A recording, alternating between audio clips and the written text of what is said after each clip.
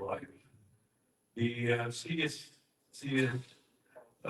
focuses on to elevate the quality of community services by promotion, evidence-based practices, fostering collaboration among providers and empowering individuals and communities access comprehensive, impactful support, ultimately improving the overall well-being of our local population, including and not limited to civil and human rights. We have collaborated in the recent months. Last year also, the Federal Bureau of Investigation, FBI, Department of Justice, DOJ, and we have been in constant touch and in constant facilitation of all of our leaders, community leaders, our law enforcement, including and not here to the district attorneys of Dallas, Collin County, mayors, all the cities around us, Frisco, Plano, judges, civil rights leaders, NAACP, which is National Advancement of Colored People, and even we had an event a couple of weeks ago. We presented a client, Mr. Domingo Garcia, who is the president of LULAG, for the people in the city of Dallas. So we are all across, all around. We are fostering a simple message. For example, what is going right now is civil rights and human rights are two parallel things. They are entwined together. For example, we had our new Secretary of State, and he has blocked the new passports. His passports have 3 boxes in there. We give you 10. So there is a male gender, and the female gender, and the third is the next gender. So he has stopped all those passports with the X mark to check on the validity of that X. That's also a civil rights issue. That's also a human rights issue. Because all of the beliefs and all of the fostering and all of the communication in between all of us is based on a common thread. And the common thread is, number one, we are all humans. You may have different hats, you may have different hat, and you may have a different hat. But the commonality of all human beings on this planet is, and especially in this country, which is my country of choice, I am a first generation nationalized Texan, because when you become a Texan, you need to spend at least 35 years on minimum in Texas. And I am such a proud Texan, nationalized Texan, and an American for that matter. So this is by choice. This is something that I've enjoyed. This is something we all enjoy, right? So in all sincerity, when we say that we have a civil rights issue, we have a human rights issue, CECS has been promoting that. We want to make sure that everybody who has an opportunity to be in this community should be reflected, and if the rights of that person is somehow impeded, and if they are in conflict with the God-given rights that everyone possesses, then we, as a organization, are always there to give you a hand, to give you a lift on your issues there.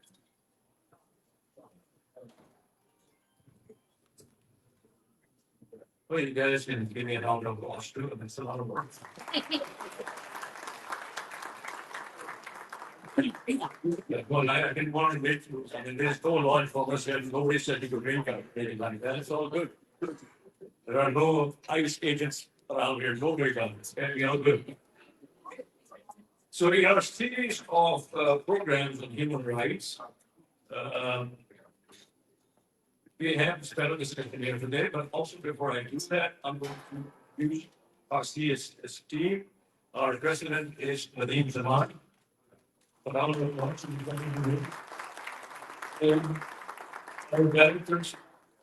Moeed Pirzada. I am Shahbaz Gill, also a director, and then we have a new director, now being Ms. Maria Chaudhary. Raja Chaudhary is leading as usual, but Maria. So today what we have our discussion on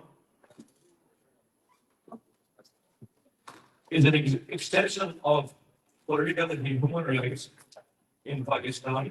We have this team group of panelists from different parts of this country here. They are going to discuss the issues and merits of that. Now, before that, I just want to clarify this and just for the record that we are not political, we are not religious, we do not affiliate with any organization. This is just a facilitation of a discussion. Guys, take it easy, guys. Sorry, please, sir.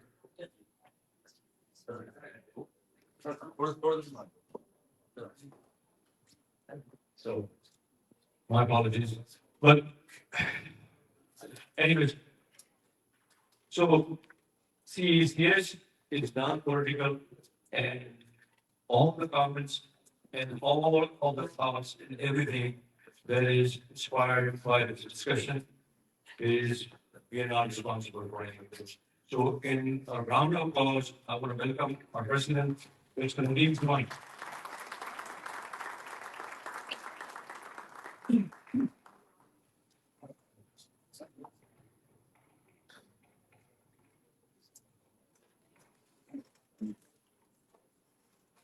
Or there's a trick to the microphone, so I'm supposed to do that. First of all, thank you very much for this team panel, and our guests from Washington DC. Thank you very much for being here. I'm going to introduce my community to you all, so you know who all are here. I'm going to start with Congressman, who's so generous for being here, and I know, Congressman, you are so busy. It's the first time back in district. And I know you must have itineraries that I don't want to even look at.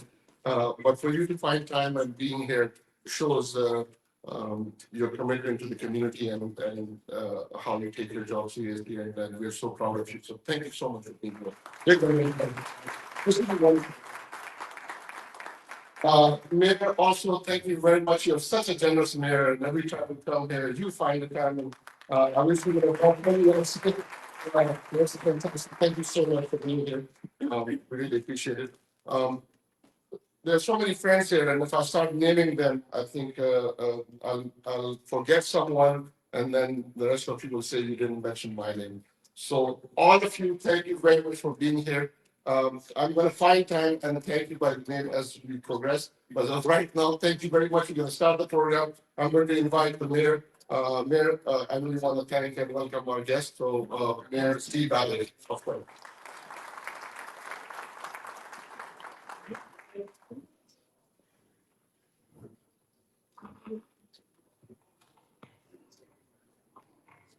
Welcome. First off, on behalf of all of Carrollton, we welcome you to once again meet here, right here in the center of the Metroplex. We are the geographic center of the Dallas-Fort Worth Metroplex right here in Carrollton.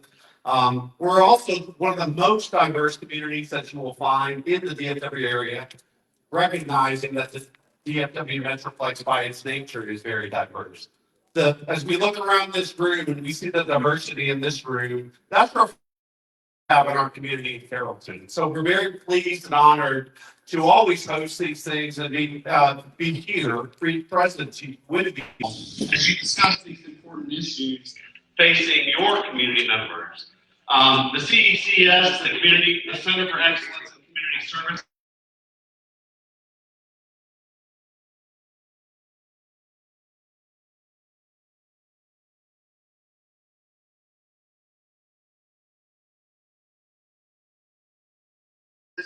common.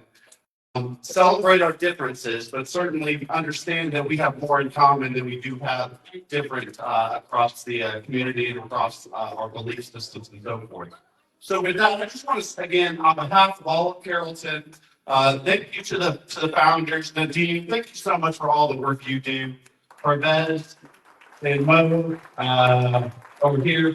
We appreciate the work that they do. We know that this stuff takes time and effort and passion. We appreciate them following their passion to ensure that each of you has the opportunity, each of you and all of Carrollton, all of the DFW Metroplex has the opportunity to learn, to grow, to build awareness, understanding, and where appropriate to plug in and become more active in the political processes for human rights and everything else. So on behalf of Carrollton, thank you so much for being here today. And again, thank you all. Thank you.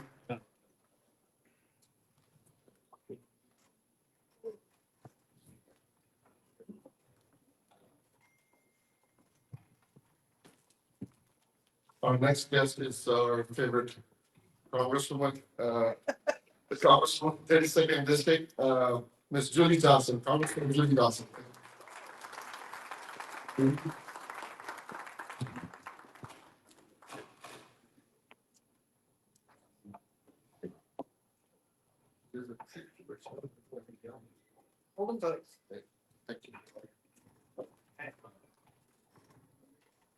Well, good morning. It's so great to see you all. It's so great to see my friend Mayor Babick. We've worked together for many years through my time in the state legislature to make life better for everyone in Carrollton. It's always a treat to see you. Before I start my remarks, I just want to say how impressed I am with your mission. Civil rights are human rights, and it's something that I feel very passionately about myself. And it's so great to be with a group of people who share our common value that we're all human and our humanity ties us together. And so it's really an honor to be here with you all. So, right, it's great to be here, right here in District 32, and thank you so much for the warm welcome. And thank you to our friend Nadine, who's reached out to invite me here today, and to the leaders, organizers, and members of this great community. Thank you for the work you do to empower and uplift the citizens of North Texas. Your commitment to civic engagement, civil rights, and education in your communities is not only commendable, but is essential for the strength of our democracy. It really is. It is essential for the strength of our democracy. For the last 2 years, those of you in this room have served as a beacon to support families seeking help for special needs children, victims of domestic violence, and those feeling the effects of hateful, anti-immigrant rhetoric that still persists today, like we've never seen. You provide valuable resources for families and to understand their rights, navigate challenges, and contribute fully to the social fabric of our country. From ensuring civil liberties are protected to fostering dialogue on human rights, your work reminds us that an engaged and informed community is a powerful one. Education, engagement, information is power. Knowledge is power. It is with great pride that I share with you today that I have been appointed to serve on the House Committee of Foreign Affairs.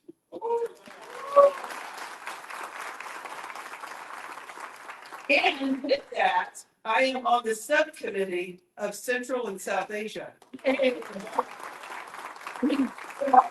going to need you. I need your guidance. I need your input. I need your counsel on how to better understand the ever-changing geopolitical dynamics that we have in this world. I need your help to have ideas about how to foster legislation to benefit us all, but in particular, your communities. You have that lived experience that I may not. So I need to learn from you, and I need your collaboration and your partnership, and I'm asking for it. So please don't hesitate to reach out to my office with your ideas. Sarah Slegman, right here, is my district director. She's here and available to meet with you to hear your brilliant thoughts of how we can improve human rights for us all. North Texas is home to a dynamic and growing South Asian community.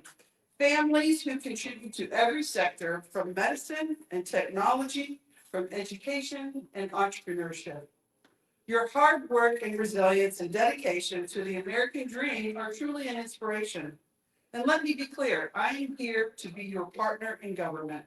We want to introduce policy and amendments in the legislative process directly from our constituents here in Texas District 32. I'm committed to working alongside you to address the issues that you are facing now and those that will come in the future. My door will always be open, and my commitment to you is unwavering.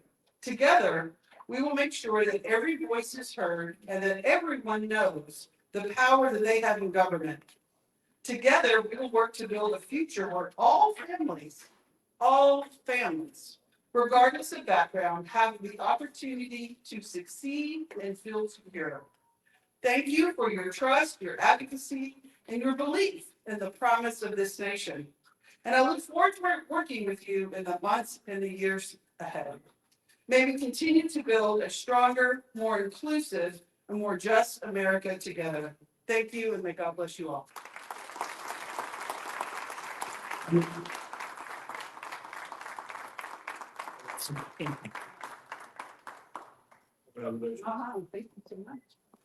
Thank you. We've been knocking at your door. Thank you.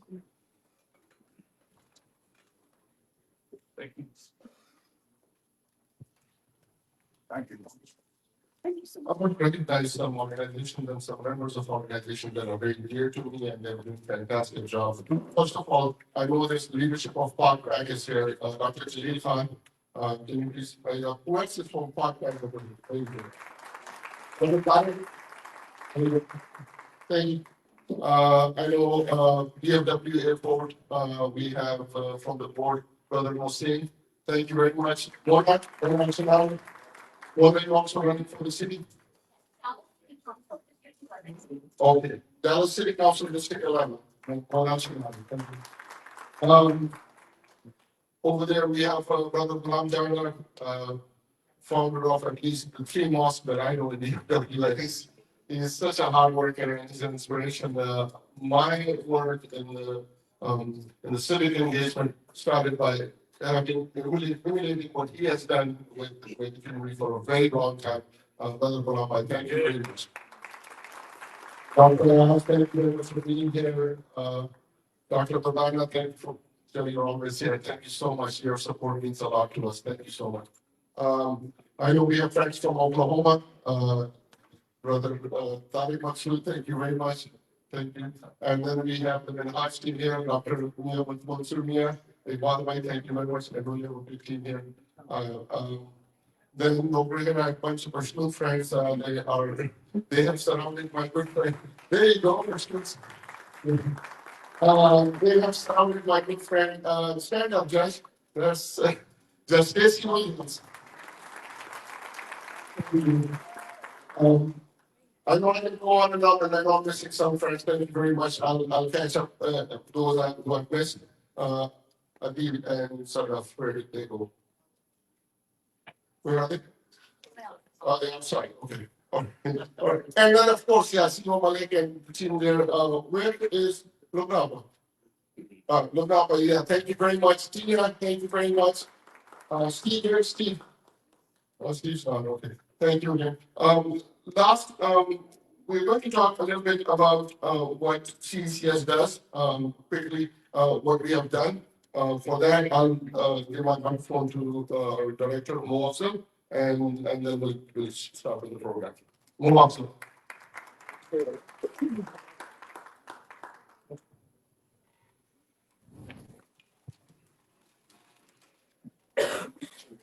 Welcome to another spectacular event hosted by CECS,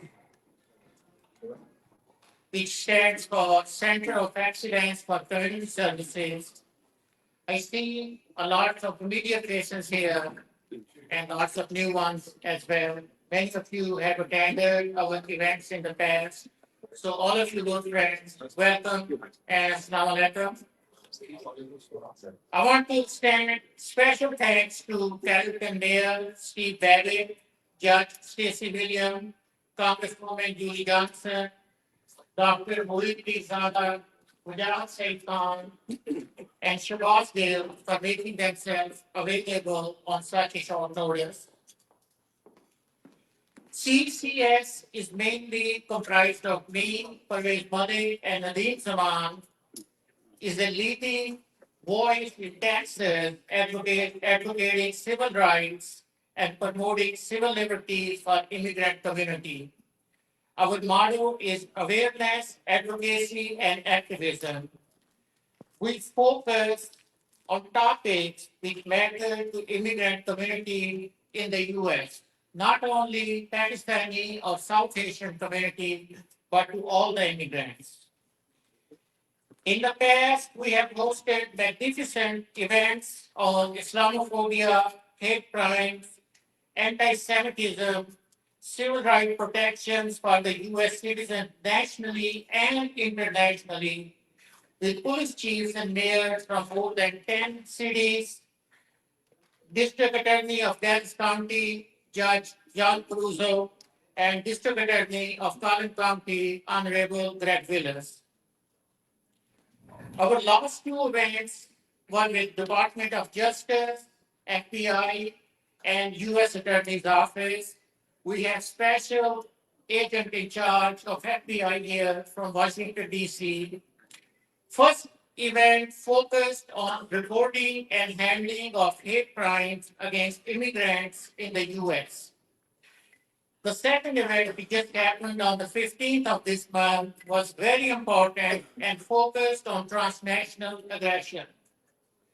For example, if you are a US citizen and your family or relatives are being threatened somewhere else in the world, or your property is confiscated, or you are threatened by another country's government, due to your political or religious belief, you can, as a US citizen, file a complaint with FBI.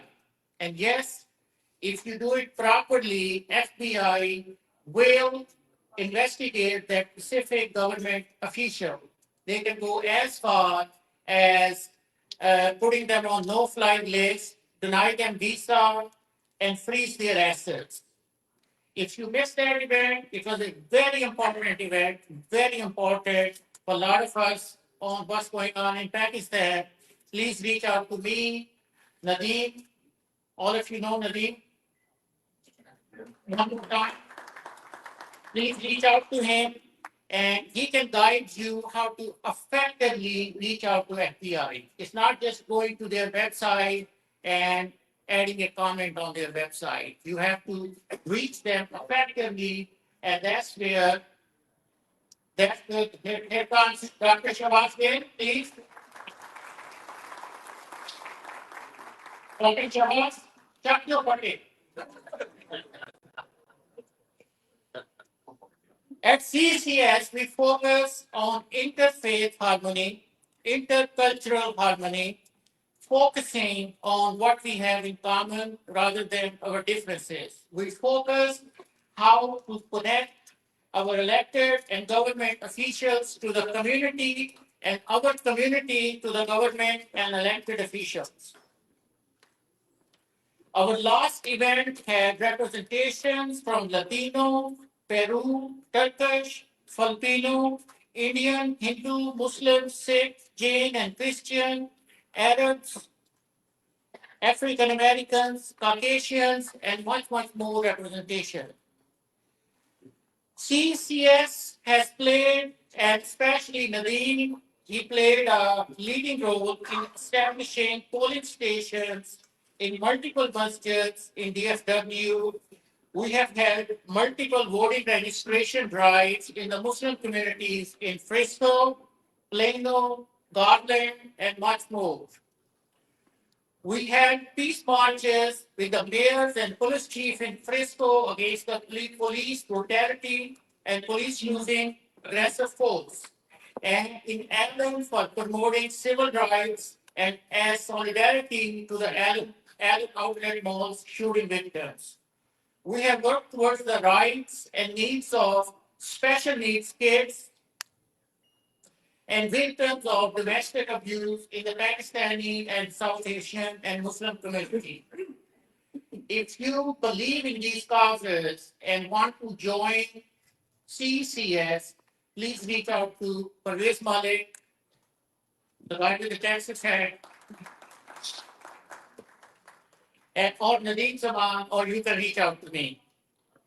Today's event will focus on human rights and state of affairs in our homeland, Pakistan. We have three great experts here with more than 3 million subscribers on YouTube, great audience, and a great panel here. With that, I would like to call the next speaker. Thank you so much.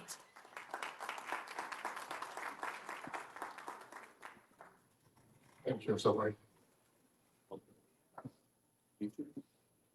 Earlier, I forgot to thank Frank, who came all the way from Central Texas, and he's such a supportive and activist in his own way. It's an inspiration. Ricky, thank you from Waco. Okay, we're going to start with our guests from DC, and these are the folks who have actually inspired us or motivated us to hold this event. And I'm going to invite Tariq Ali Khan and Dr. Usman Malik right after this. Let me just introduce the first speaker, Tariq Ali Khan.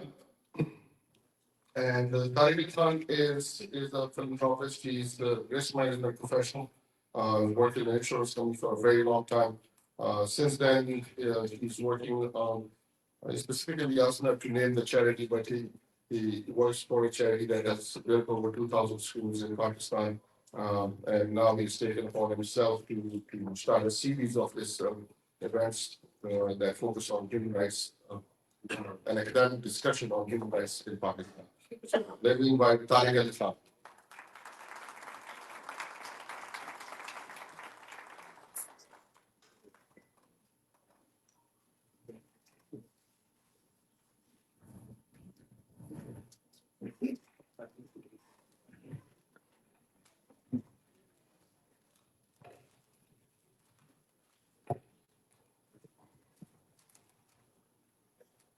In the name of God, compassionate, the merciful.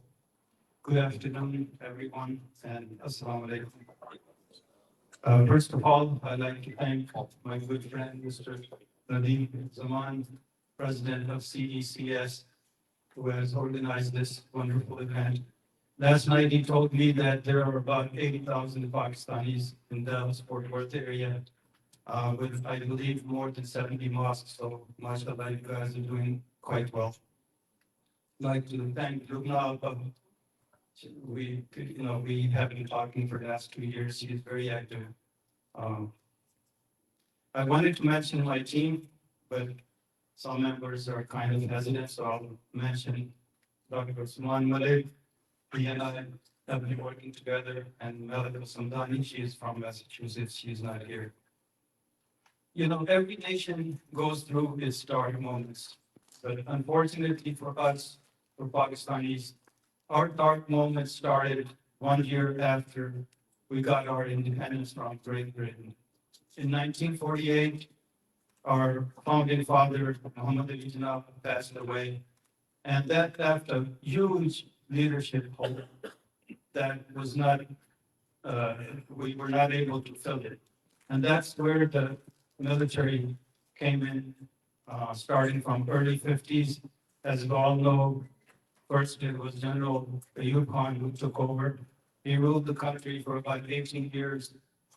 And if you look at our neighbors next door, they had democracy, they had elections, they had prime minister for first 17 years. They set the foundations correctly. Our foundations were set incorrectly. 3 of the generals that army chiefs, they decided to become presidents of Pakistan. Each one ruled for 10 years each, approximately. In the same time, for 77 years of our history, none of the prime ministers were allowed to serve their full 5-year term. 2 of them were assassinated, 1 was hanged, and the current prime minister, Mr. Imran Khan, was removed from office by a military general, and he's been rotting in jail for a year and a half now. The current army chief, Asim Munir, he's the cruelest of all the generals that we have had. He made many blunders, but the 3 major ones are the midnight false flag operation in which he lured these peaceful protesters, since these government facilities are located in large cities. So he allowed them to protest. But then he sent his own men to put fire and cause damage to the buildings. And then he arrested maybe 10,000 peaceful protesters who mainly belong to Pakistan Movement for Justice Party, which in Pakistan is known as PTI. The second blunder that he made was rigging of 2024 elections in February. He handed over power to the people who lost the elections, and the folks that won the elections, many of their leadership has been put in jail. Since this is in Dallas, so I assume you guys are Dallas Cowboys fans, so I'll give you an example. Let's say there was a Super Bowl and Dallas Cowboys were playing in it, and I know they're not playing this year. So let's assume for a second they were playing the New York Giants. And the Cowboys won by a wide margin.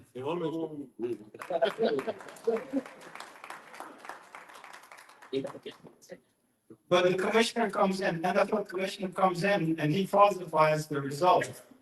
And he hands over the Lombardi trophy to, let's say, New York Times.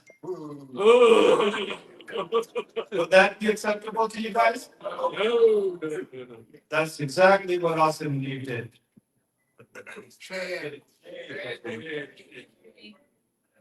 The third blunder that he made was the November 26th massacre in Islamabad, where peaceful protesters were just protesting. These were unarmed people, and he ordered shooting of these protesters, especially at nighttime.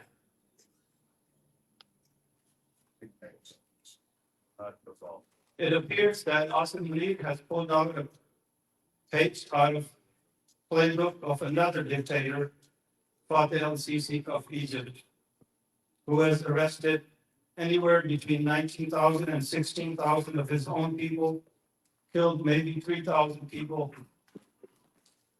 But Austin Lee is making a mistake. Pakistani diaspora in America is very strong. Yeah.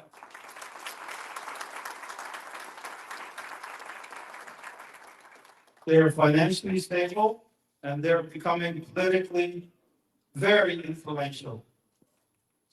And we will not put up with this garbage. His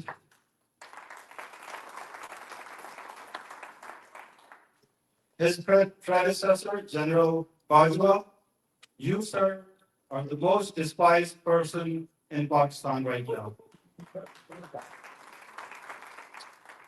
First, you sought second extension to your employment through the help of foreign powers. And when you didn't get it, you resorted to removing Imran Khan as the Prime Minister of Pakistan. It is widely believed in Pakistan that Donald Lu and former Secretary of State Antony Blinken, they also had their hands in the pie. I see Dr. Tariq and Dr. Jalil from Pakpak. Thank you, sir. I know you guys are moving towards banning Naqvi, I forgot his first name, most of Naqvi from coming to the United States. We're all with you.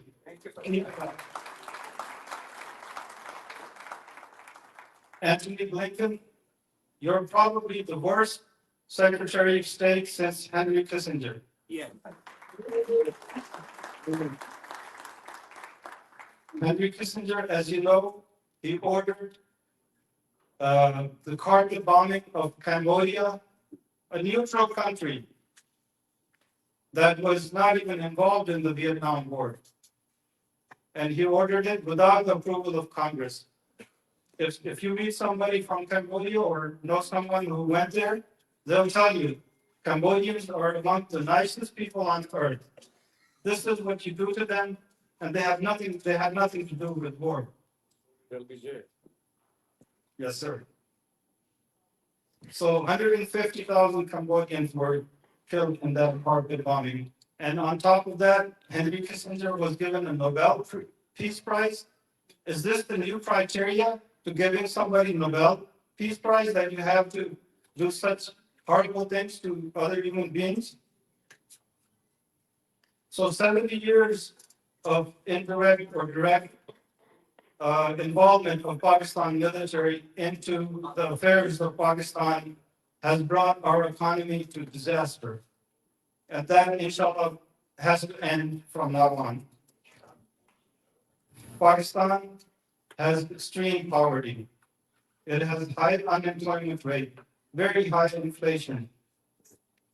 It has continuously been having informal economy, poor infrastructure, and low technological development in the country. We have inadequate to non-existing healthcare and very high infant mortality rate. We have over $133 billion in foreign debt. And this is caused by either the generals or the puppets they put, who don't even know, they can't even probably read the contract that they're signing with IMF or World Bank. How are you going to pay that $133 billion? You barely make anything that's worth anything in the international markets. Organizations like IMF and World Bank are the financial sharks. Any country that takes loan from them, they have gone into generational poverty. And past studies have shown that nations who borrow from IMF have a greater rate of poverty and inflation and unemployment. Asim Munir, General Bajwa, Fatih al-Sisi, Anthony Blinken, and Kissinger, obviously, he's not here anymore. They should all be tried for crimes against humanity. Now, I just want to talk about Imran Khan a little bit, the guy at the center of this. But what about Qazi Faisi, sir? I'll let those gentlemen. Yeah, absolutely. Prime Minister-elect Imran Khan is an honest man. He's an innocent man that has been rotting in jail for a year and a half. He has built 3 cancer hospitals for his people. And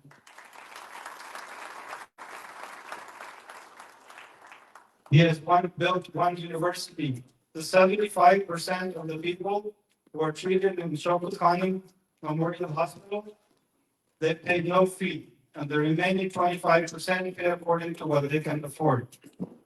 So in the end, I would like to voice my opinion, voice the opinion of the vast majority of Pakistani Americans. There should be complete end to this brutal fascism dictatorship that has been going on for the last 2-3 years now.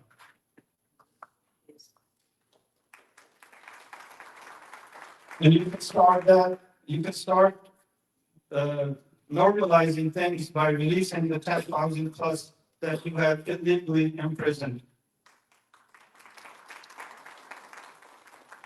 And this includes journalists, political workers, and human rights activists.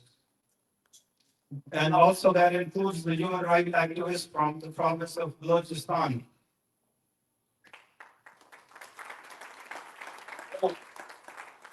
The natural resources of Balochistan, they belong to the people of Balochistan. The gas reserves, the oil reserves, the gold, the platinum, the copper, the zinc, the raw material for cement, the revenue generated by these resources should be first spent to build schools for children of that province, build universities for the students, build hospitals, infrastructure, and roads.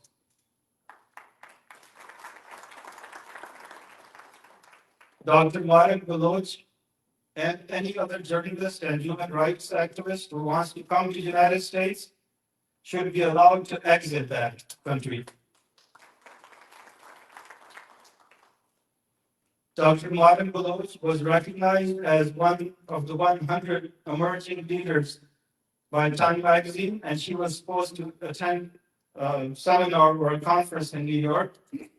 And the generals and the dictatorship did not allow her to leave the country.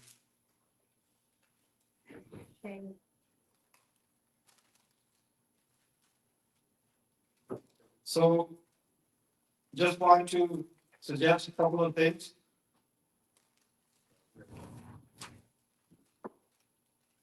There should be an independent and transparent commission to investigate the false flag operation of May 9th and the 26th November massacre in Islamabad.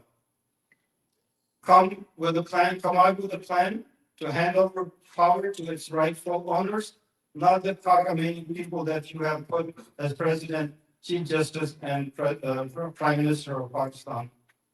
The Pakistani community wants to have very strong bond with the United States. We want to also see democracy, true democracy in Pakistan. We want our economy to flourish, and we want to coexist peacefully with all four neighbors. We don't want any internal or external pressure on Pakistan.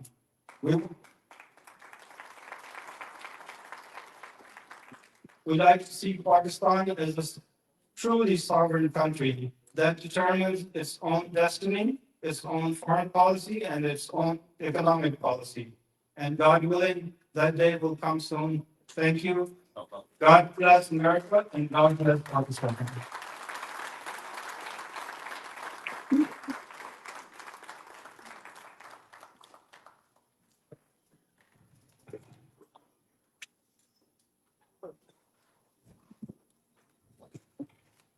Thank you, Dr.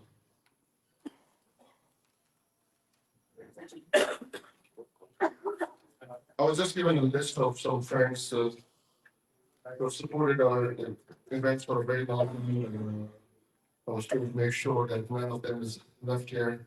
Diana Roman, Dr. Abdul Hay, Dr. Adil Haj, Dr. Ahad, Dr. Ali Khan, Dr. Anas, Dr. Anjum, Dr. Arif Mahmood, Dr. Ayaz Malik, Dr. Dorana, Walid Sheva, Dr. Furqan, Dr. Zareen, Dr. Hamid, Dr. Fajr, Imran Fajr, Dr. Jalil Khan, Dr. Tariq, Dr. Oman, Dr. Nawam Said, Dr. Rabia Safarastan. Thank you very much. Dr. Tahir Khan, Dr. Moeed Gill, Dr. Usman Malik, Dr. Zaid Nawaz, Dr. Dr. Rahman. Okay, I think I haven't left anyone out. I do want to thank one more time. I know in our flow of things, we keep on forgetting our new director and how she has been helping us. I think, she, it's only fair that we recognize her again. Moeed Pirzada. Moeed, thank you. Say that. Okay, our next guest is from Washington, D.C., Dr. Usman Malik. Malik Usman is the president of First Pakistan Global and core member of Pakistani American Physician Association. He's a philanthropist, community activist, and human rights advocate with a profound commitment to advancing civil liberties and equal justice across the globe. A graduate of New York University with honors, Dr. Usman has dedicated his life to uplifting marginalized communities and advocating for human rights and democratic values. As a passionate advocate for human rights, Dr. Usman has been at the forefront of numerous social justice initiatives. He has served as a board member for various non-profit organizations, both past and present. I present to you Dr. Usman Malik.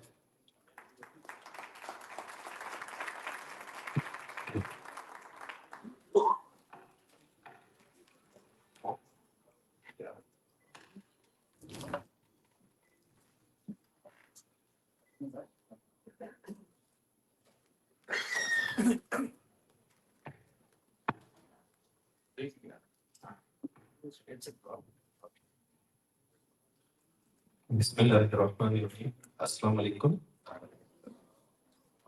Ladies and gentlemen, respected Mayor Method, Congresswoman Julie Johnson, and esteemed panelists. Thank you so much for joining at this session. My name is Dr. Moeed Pirzada, and I represent First Pakistan Global, an organization committed for true democracy, rule of law, civil liberties, social justice, and equality. I'm also representing Pakistani American Physician Association, which had played a vital role in this pro-democracy and human rights movement. I'm here today as a voice for the voiceless, standing alongside the 250 million oppressed citizens of Pakistan who continue to suffer under a brutal military regime. I stand here today representing the family of Ashar Sharif, Zideh Shah, Amar Farooq, and the countless martyrs of Islamabad massacre, a tragedy that will forever scar the conscience of our nation. I speak for our mothers and sisters who have been abducted, detained, and humiliated because of their unwavering political activism. I'm here to represent every oppressed man, woman, and child who is standing for freedom, justice, and dignity. In a country where the voices are silenced and their rights are trampled upon. Dear friends, this is not just a political fight, it is a divine responsibility for all of us. We stand here today because the struggle for freedom, democracy, and fundamental right is not optional. It is essential. It is a moral duty, a sacred obligation to ensure that the sacrifices of the oppressed are not forgotten and that the perpetrators of these heinous crimes are held accountable. Pakistani American human rights organizations, which include First Pakistan Global, Community Alliance for Peace and Justice, Democracy, and Human Rights Alliance, they all have adopted a resolution which states for over 2 years, Pakistan has been under siege. The illegal military regime led by General Asim Munir has turned Pakistan into a fascist state where human rights are violated, there is media censorship, and political repression have become a norm. Innocent civilians peacefully protesting for their rights were fired upon indiscriminately. During the Islamabad massacre, a horrific act carried out under the direct orders of the military top officials. Those were not just protesters, they were women, fathers, mothers, sons, and daughters who were brutally silenced for daring to demand freedom and democracy. And this has not happened in a vacuum. State Department human rights reports highlighted the buildup of these atrocities, torture, abductions, extrajudicial killings, and media suppressions are daily realities under this fascist regime. Families are being destroyed, journalists silenced, and political leaders have been targeted or to maintain a stranglehold on power. Recent surveys among the diaspora of North America, they have revealed that more than 80% of overseas Pakistani diaspora, they hold General Asim Munir directly responsible for all these atrocities. These actions, where there is actions against their oath, violation of the Constitution, and the direct assault on the democratic will of the people. We are encouraged by the international community for their growing awareness of these crimes. House Resolution 901. I would like to give credit to Park Back, Dr. Jalil and Dr. Tariq are here. They have initiated that resolution. And then whole community, they took the ownership. And then we got 368 congressmen who signed that resolution, followed by a letter by Greg Starr, Summerly, and McGurn, which directly called out General Asim Munir, advocating for accountability through visa bans and travel restrictions.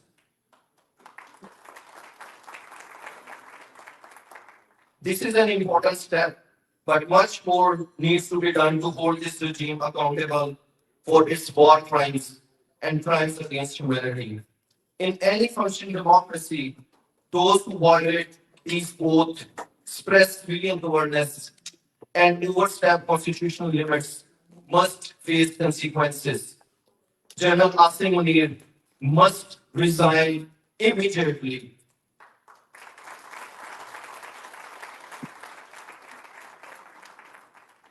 This illegal power grab is dividing Pakistan and taking it towards a chaos, and these actions threaten to repeat the tragic history of East Pakistan.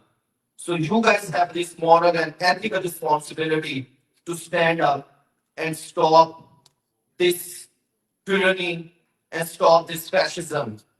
So the demands from the coalition are the perpetrators of Islamabad massacre must resign and face accountability for their crimes. The military must end their illegal interference in politics and restore civilian supremacy. The international community must take decisive actions, including holding this regime accountable for the Islamabad massacre and other human rights violations. Pakistan's democracy must be restored through transparency, accountability, and the rule of law. This is not just a political battle, it is a fight for the soul of our nation. It is a fight for freedom, it is a fight for dignity, and for the fundamental human rights, and every human being deserves these rights. The overseas Pakistani diaspora stands united and ready to pursue every legal, diplomatic, and constitutional avenue to restore democracy and justice in Pakistan. To my brothers and sisters back home, we stand with you, and all these people that stand with you.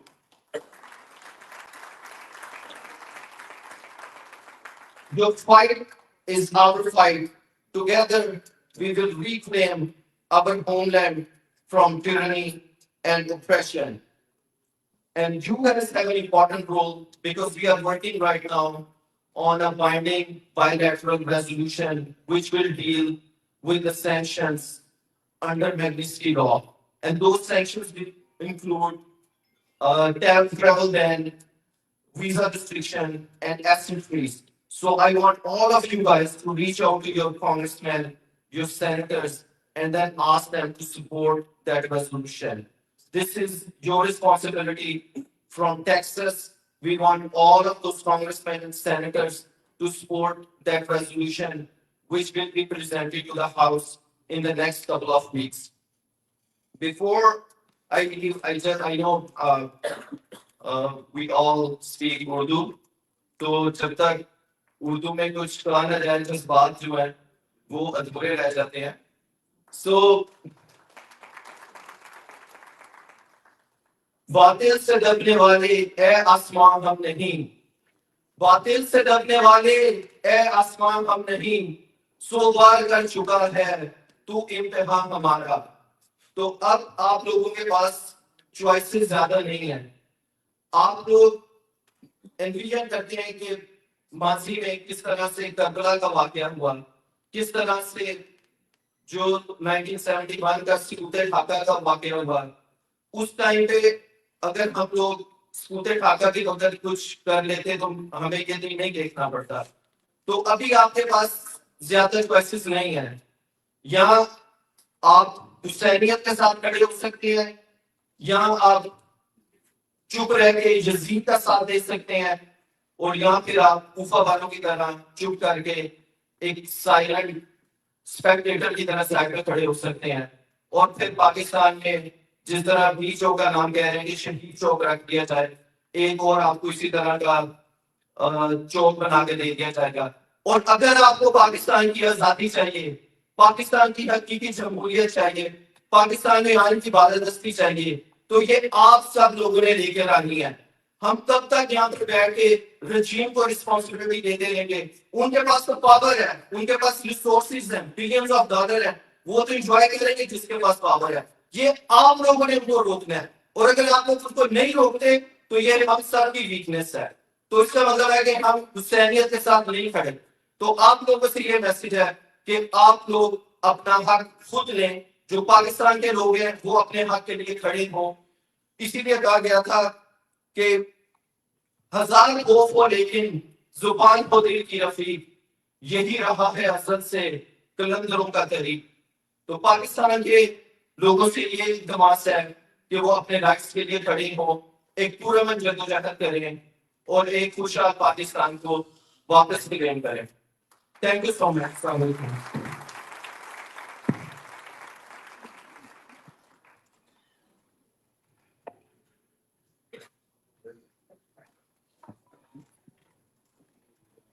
Okay, now we get to the meat of the events. Okay. Um, I'm going to introduce my esteemed guest of the expert panel on human rights in Pakistan. And my request to them is that I announce their names if they would please come to the stage. I'm going to start with Dr. Shahbaz Gill. Dr. Shahbaz Gill is a former professor of leadership and management at the University of Illinois Urbana-Champaign, former chief of staff and the chief of the country, former prime minister in Bangladesh. He also served as prime minister of Pakistan and advisor for British communications, and he runs head of the law. So, Dr. Shahbaz Gill. I want to state that Dr. Shahbaz one second, if you would, please. And Wajahat S.Khan is the piece, there's a connection here. Dr. Khan is the nephew of Senator Azam Swati. And we know that it was Azam Swati and Shahbaz Gill who actually exposed the regime's atrocities and inhuman treatment that they have given to those who are incarcerated illegally. So thank you very much for such a brave story, you and for your country. Thank you very much. Thank you. My next guest again is a fellow Pashtun, and speaking of fellow Pashtun, Shahbaz, okay, just a minute. Thank you. All right. Wajahat S.Khan is an Emmy-nominated journalist and author reporting on Indo-Pacific security and focusing on Afghan conflict. And adjunct professor at New York University's Center of Global Affairs and non-resident senior fellow at Washington's Atlantic Council. Wajahat Khan is a graduate of Columbia University School of Journalism and the University of Michigan, as well as Pakistan's only Shorenstein's Fellow for Harvard University's John F. Kennedy School of Government. He has reported from 16 countries covering conflict, diplomacy, and media for digital, cable, and network news. During the final years of U.S. military operations in Afghanistan, Khan was bureau chief in Kabul and Islamabad for NBC News, and embedded with over 100 years of Afghan, Indian, and Pakistani military and paramilitary units as he covered South Asia for leading US, British, Indian, Japanese, and Pakistani networks and publications since the beginning of 2001, the US invasion of Afghanistan. Recently, he served as the digital editor at Nikkei Asia, where he launched Nikkei's first podcast series and edited a popular weekend newsletter and the Asia Group. He frequently dabbles in cricket and is the author of the 2019 Amazon Harper calling nonfiction bestseller Game Changer, being China Free. He lives between New York City, London, and Karachi. Houston. Wajahat, Houston. Now listen to you. Wajahat S.Khan.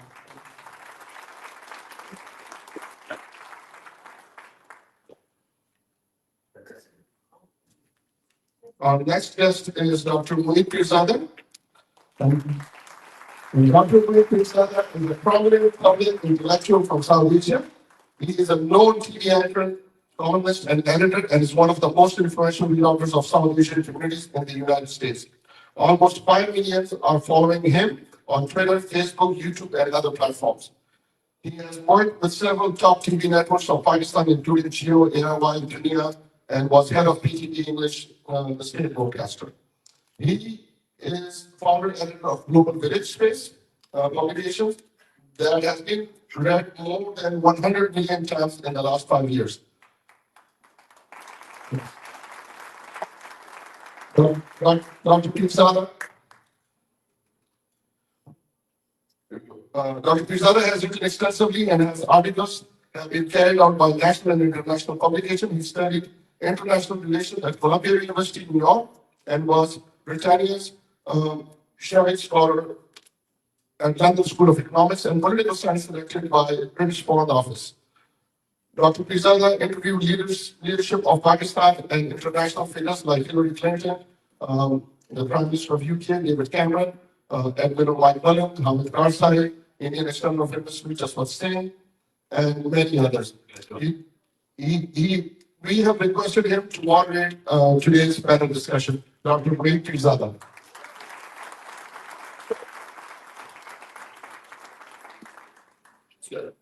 The next two guests are via Zoom. The first one is Ryan Grimm. Ryan, are you on? Yeah. I see you. All right. Ryan Grimm is a co-founder of Topside News and the host of podcast Deconstructed. He was previously DC bureau chief for The Intercept and the Washington bureau chief for Huffington Post, where he led a team that was twice the finalist for the Pulitzer Prize. Yeah. And they won once.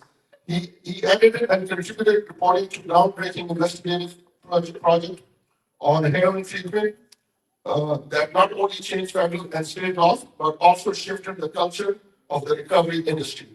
The story by Jason Cherkis was a Pulitzer finalist and won a Pulitzer Award.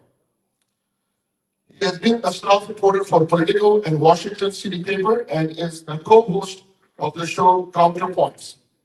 He is the author of the books We Have Got People, 2019, and This Is Your Country on Drugs, 2009, and his third book is published in December 2023 is The Squad, AOC, and the Hope of Political Revolution. Dr. Ryan Grimm.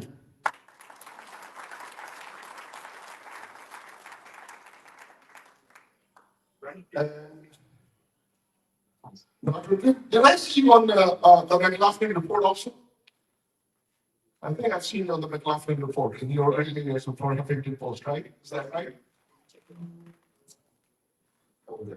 That was my last videos. What's happening? Okay, can you hear me now?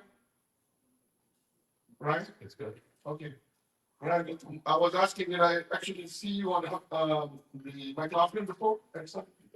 I think I remember you from McLaughlin years when you were in Huffington Post. Okay, I'm going to move on to the next and the last introduction.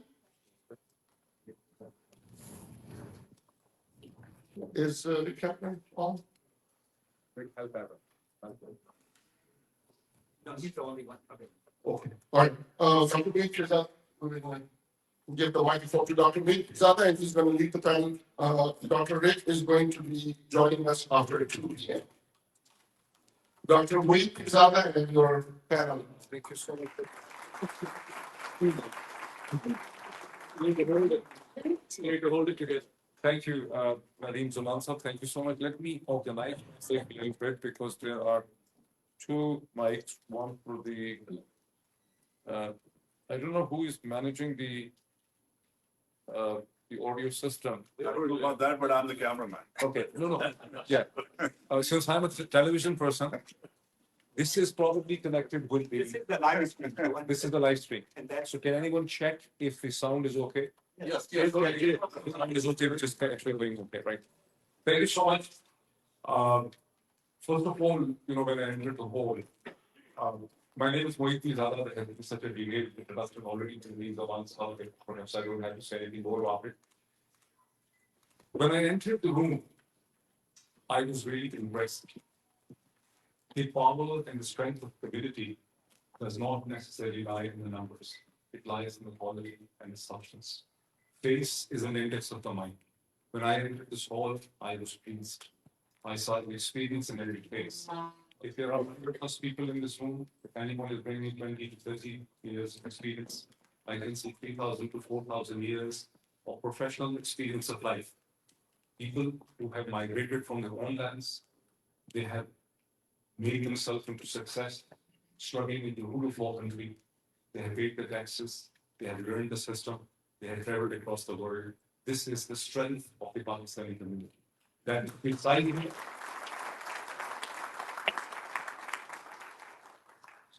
in the last 2.5 years, I got the opportunity of traveling across different parts of the United States and Canada. And I realized the strength of the Pakistani community lies in the North American community. And this is why you see that everything is being done by the military dictators and the regime in Pakistan. One madman, and I have no qualms in calling Jalal Qasim is a madman.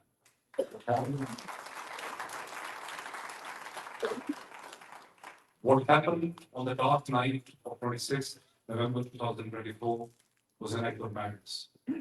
No one in the armed forces of Pakistan, no one in the law enforcement community in Pakistan, no one in the politics of Pakistan, no one in the media of Pakistan, no one till the last moment in the military of Pakistan ever thought that such a thing can happen. We have evidences to believe and hope. I think Ryan will be able to tell you more. He had already written that in the drop side.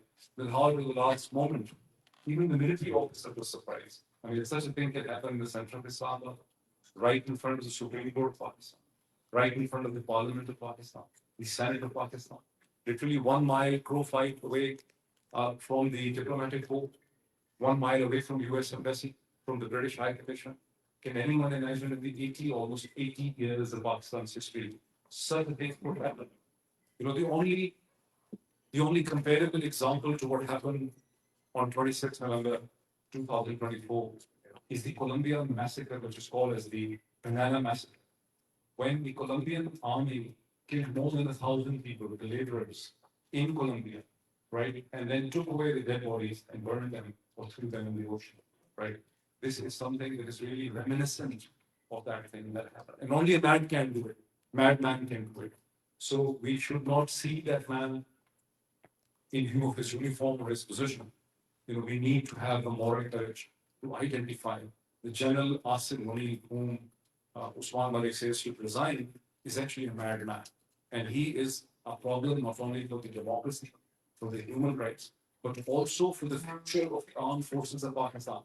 No modern institution can actually be led by a man who's mentally disturbed.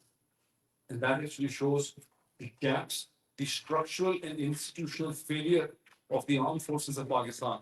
That such a mentally disturbed man, who any psychiatrist will tell you suffers from what is called as paranoid schizophrenia. The way he is acting towards Imran Khan, towards Busha Bibi, towards Jamal Faz, and to everybody else. This is a schizophrenia. This is clearly an example of, I hope there is some psychiatrist in this room or a psychologist that can understand the term of the paranoid schizophrenia. General Asim Munir is paranoid schizophrenic, right? In fact, 2-3 days ago, when I was speaking in the congressional briefing, where Wajahat was there and Dr. Shahbaz Gill was also there, I shied away from naming him in my testimony. But I was glad that everybody else, including Wajahat, including Mahmoud, including Usman, they named him. I think we should all name him because he's in the center of the problem. So so I'm very pleased to be here. I'm thankful for Naveen Zaman Sahab for what's happening. Is it happening? आपने नाम ले लिया So, so if I keep it, no. What is that? Am I doing wrong? Keep close to your mouth. Okay. And will this still be carried?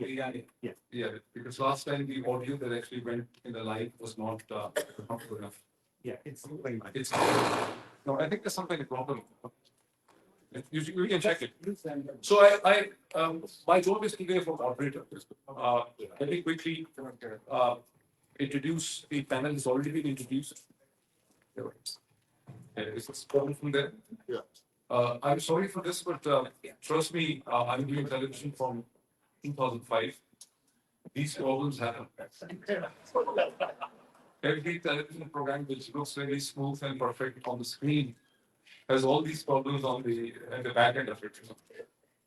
You see Dr. Shahbaz Gill sitting over here. You see Wajahat S.Khan sitting over there. Nadeem Zawan Sahab has been very kind. He's been a very detailed instruction. I don't need to give any more introduction. Dr. Rick Halperin, who is currently teaching at the South Methodist University, but has remained affiliated with MST International, will also join us. Apart from my friend Ryan Rick, sitting here, Ryan had been the bureau chief of Huffington Post in Washington. He was the bureau chief of Intersat in Washington. In that capacity, he brought Pakistan into the mainstream American politics.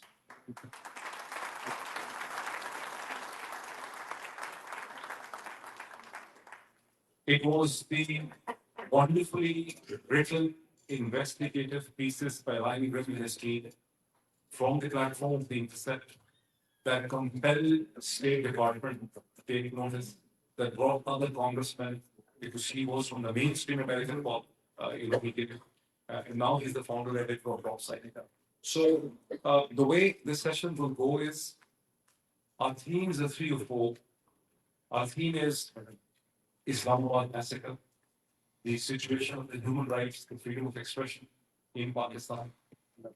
One word is important. Freedom of expression is essentially inextricably linked with freedom of thought. You cannot think unless you speak. You think and you speak. It is not possible that you say that you think and you have thought, but you have no expression. So all societies which have thought have also have expression. So thought and expression are related to each other. So it is the freedom of expression is the freedom of thought, right? And our theme is the transnational repression. You may have heard that once again, Dr. Shahbaz Gill and Imran Riaz have been put on Interpol list. They are trying to issue red warrants for us. This is a classical example of transnational repression. To silence us, they're trying to use an Interpol. So all these things will be discussed. I will request the panelists, starting from Dr. Shahbaz Gill, to make a 7 to 8 minute statement, right?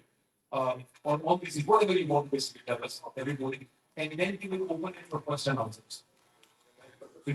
Thank you. I think there's some kind of problem I created right now. I say.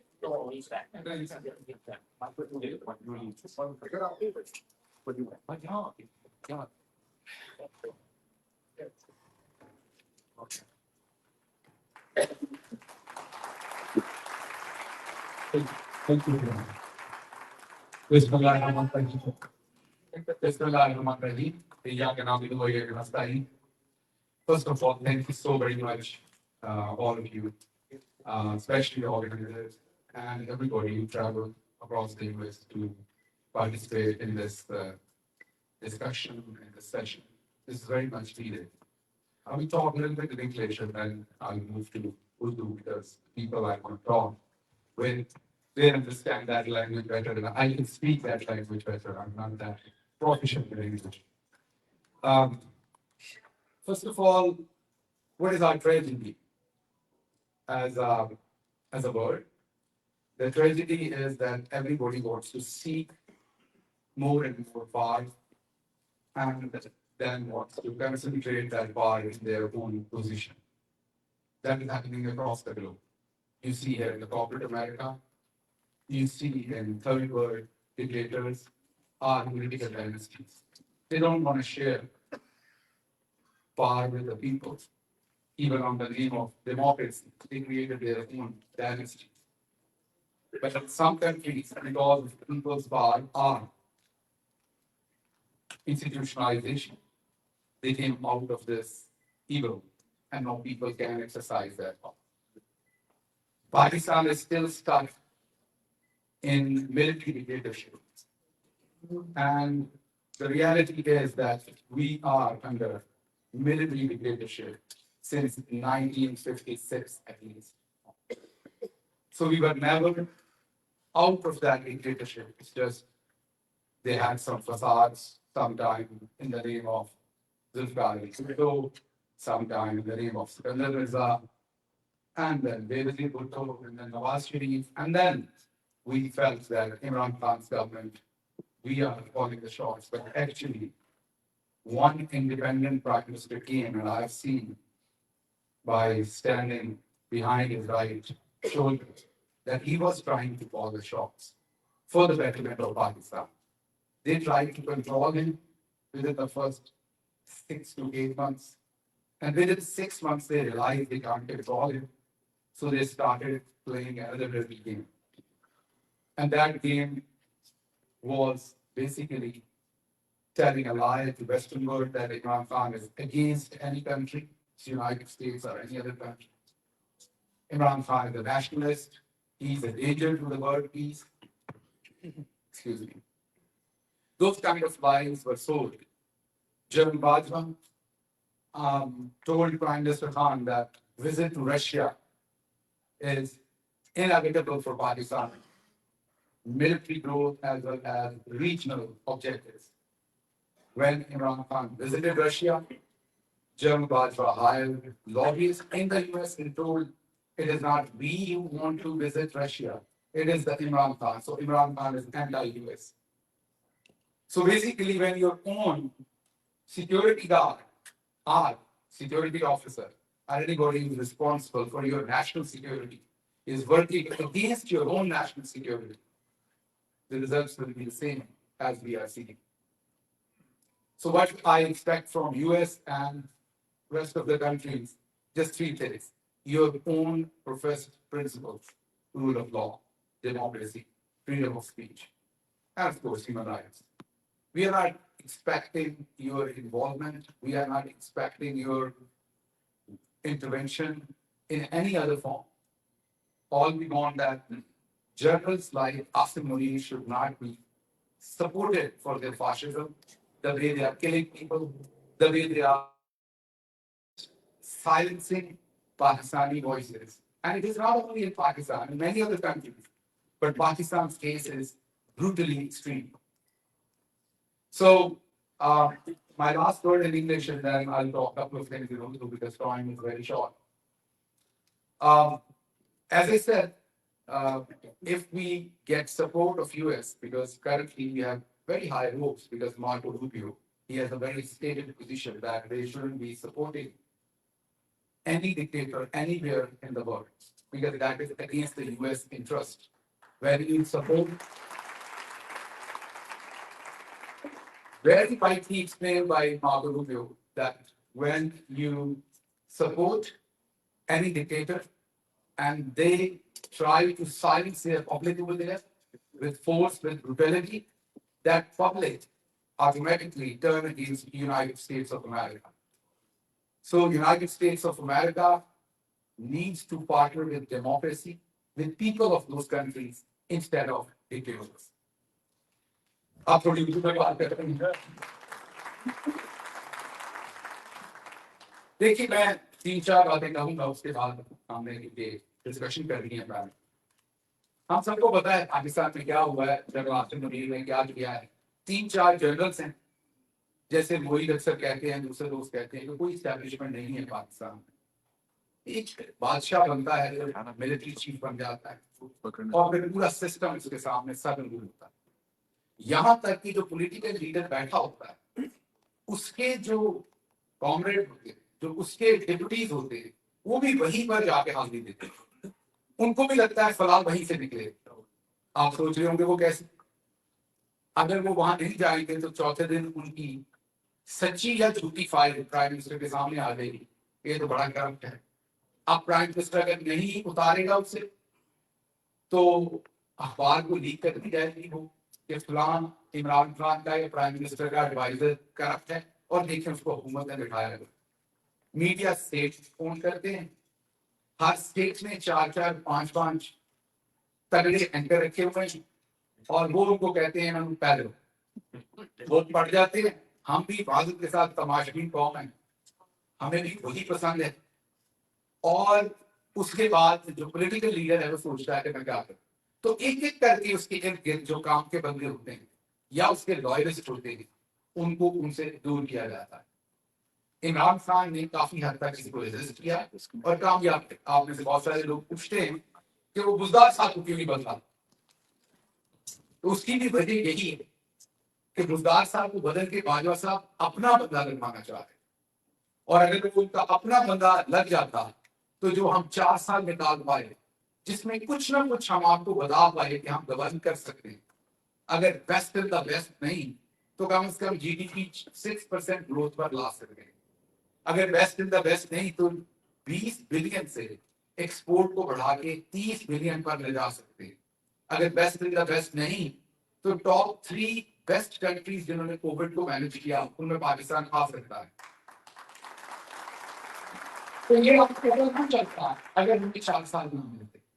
اب یہ جو آپ سارے جڑے بیٹھے ہیں, آپ میں سے کئیوں کے والدین جو ہے وہ اللہ کو پیارے ہو چکے ہوں گے, اللہ ان کی مغفرت کرے. جن کے زندہ ہیں تو ان کی زندگی دے. کئی موقعوں پر آپ کو کوئی یاد آتے ہیں, آپ روتے ہیں ان کے لیے, لیکن میں دعوے سے آپ کو کہتا ہوں کہ آپ کو وہ یاد نہیں آتے, آپ کو ان سے جڑی ہوئی اپنی ضرورتیں یاد آتی.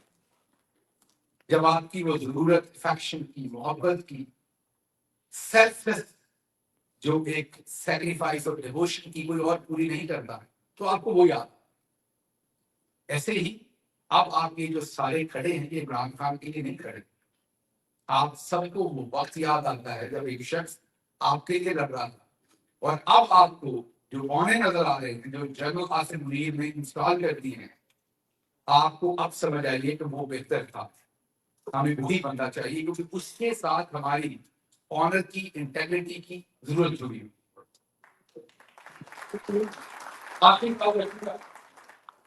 اور وہ یہ کہ ہمارے ساتھ یہ سب کچھ یہ تو آپ کو پتا ہے کیا ہوتا ہے, لیکن کیسے ہو, اس میں ہم کیسے ذمہ دار. چودھری نظام الدین ایک چیز کو بہت پسند کرتے ہیں, جنرل قاسم منیر کے اس وقت کے چودھری نظام الدین. اور میں چودھری نظام الدین اس لیے کہتا ہوں, لوگ کہتے ہیں پتہ نہیں نام لینے سے شائع ہوتے ہیں, حالانکہ میرا خیال اس سے زیادہ نام تنگیز ہوتا ہے. چودھری نظام الدین ہر دور کا اپنا اپنا ہوتا ہے, ایوب خان سے شروع ہوئے اور ہر ٹائم کے نظام, انہیں ایک چیز بہت اچھی لگی, اور آپ سب کے اندر بھی ایک چودھری نظام الدین ہے. آپ کو میں ابھی احساس دے رہا ہوں, آپ کو بھی وہی چیز اچھی لگے. چودھری نظام الدین کو اچھا لگتا ہے کہ آپ سب چیریٹی کریں.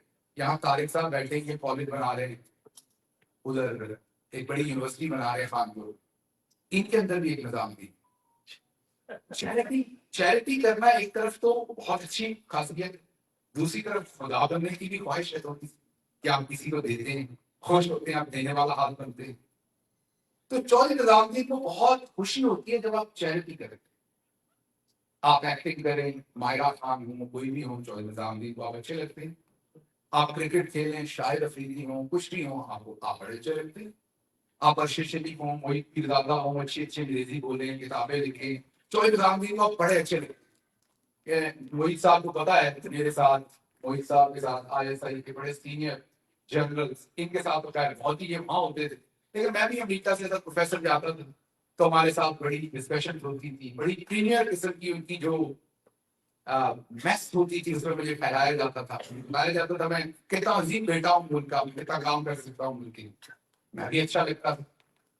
اس کے بعد یہی نہیں, آپ وہاں پر جا کے لوگوں کے گھوڑے چینج کریں, یہ ڈاکٹرز ہیں, آپ گھوڑے ڈالتے گٹے چینج کریں, کارنیا ڈالیں, ٹرانسپلانٹ کریں, پیس میکر ڈالیں.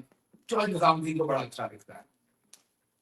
آپ یہ سب کچھ کر سکتے ہیں, بزنس کریں, وہاں انویسٹمنٹ کریں, چودھری صاحب یا ان کے بیوی بچے جہاں آئیں ان کو ہوسٹ کریں, آپ انہیں نیمنس پہ لے کے جائیں, شاپنگ کروائیں, سب اچھا لگتا ہے. ایک چیز چودھری صاحب کو پسند ہے, جب آپ سوچیں, آپ کے تھاٹ سے چودھری کو ڈر لگتا ہے. تو جب آپ آزاد سوچتے ہیں, آزاد بولتے ہیں, وہ آپ یہاں سے بولیں, وہاں سے بولیں, چودھری آپ کے اشتراکوں کو پیچھے تنگ کرے گا. آپ کا پاسپورٹ کینسل کرے گا، آپ کا شناختی کارڈ بند کرے گا، آپ کا نام لسٹ پہ ڈالے گا، اگر آپ وہاں ہیں تو آپ کو اٹھا لے گا، اور اگر آپ تبھی نہیں باز آئیں گے ارشد کی طرف آپ کے ناخن کھینچ کے آپ کو قتل کر دیا جائے گا۔ اور ہم بھی سارے اس بات میں خوش ہیں کہ دیکھیں کتنے سارے کام، میں ابھی میرے ایک دوست ہیں عمران شریف، کیلیفورنیا میں ڈاکٹر ہیں، بڑے اچھے بڑے آدمی، کل پرسوں میں نے ان کی تصویر دیکھی، پورے میں دانت گن سکتا تھا، کم از کم کوئی 28 دانت ان کے ہنسی میں باہر آ رہے تھے، محسن نقوی پہ جب بھی ڈالی ہوئی تھی اور تصویر جو آ رہے تھے۔ اب اگر آپ ان سے پوچھیں تو وہ یہ اپنا کہ آپ کے جتنے اوپر لوگ بیٹھے ان سے پوچھیں تو یہ آپ کو کیا کہتے ہیں؟ وہ دیکھیں کہ ہم نے وہاں چیریٹی کا کام کرنا ہے، تو اس کی ایڈمنسٹریشن کے ساتھ ہم نے کام کرنا ہے، تو ہم ان سے کیسے بگاڑ، ہم تو پاکستان میں اچھا کام کر رہے ہیں۔ تو پھر ہم نے برٹش سے آزادی کیوں لی تھی؟ ڈاک تب بہتر تھی، ریلوے تب بہتر تھا، پولیس تب بہتر تھی، پوچھنا اپنی کسی بزرگ سے جوڑ کے زمانے میں کرپشن نہیں تھی، تو برٹش سے کیوں آزادی کی تھی ہمیں کیا مصیبت تھی ان سے؟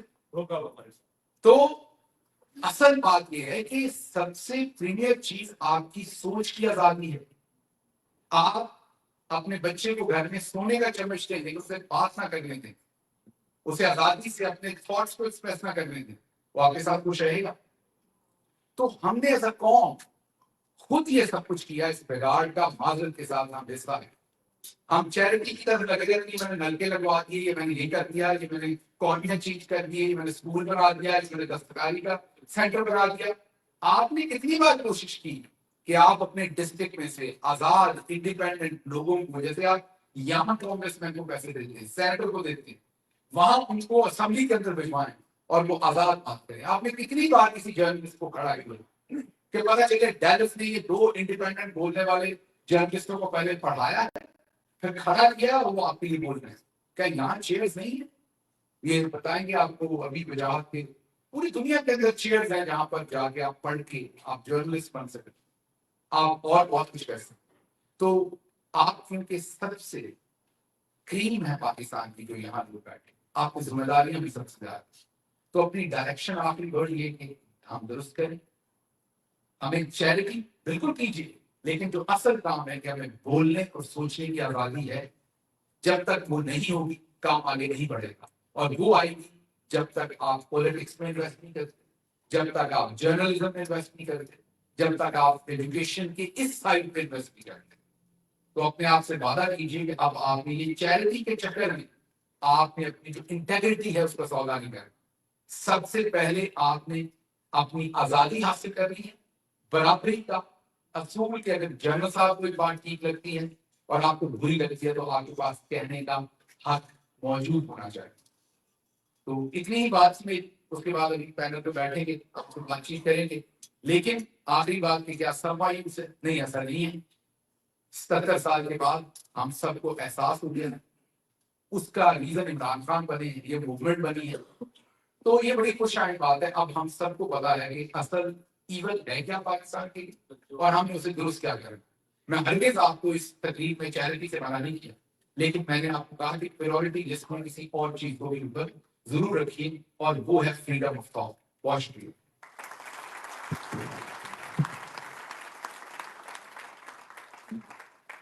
Thank you, Dr. Shahbaz Gill. I would request Ryan Grimm, I see him here. Ryan, can you help me? Okay, so I just have the Ryan, so I request Ryan Grimm to give his statement, at least take at least within 10, 11, 40 minutes, and on the subjects of how you have seen the situation. So give us a comment and then we'll go to the question and answers. Thank you. Sure. Can everybody hear me? Yes, excellent. Yes. Well, thank you. I'm sorry that I couldn't be there in person with everybody today. Hopefully, in the not too distant future, we'll be able to get together. For those of you who may not know, my wife was recently diagnosed with breast cancer and is undergoing chemotherapy now, and so our family is not doing any travel until that's complete. The prognosis is very good. We expect this to be a thing that happened, a thing we go through and come out on the other end fairly soon, and a lot of people in the Pakistani diaspora have been extremely truly warm and supportive as we've been going through this process. Wanted to just extend my thank you to everybody for that. Just to say a few quick things about the state of play.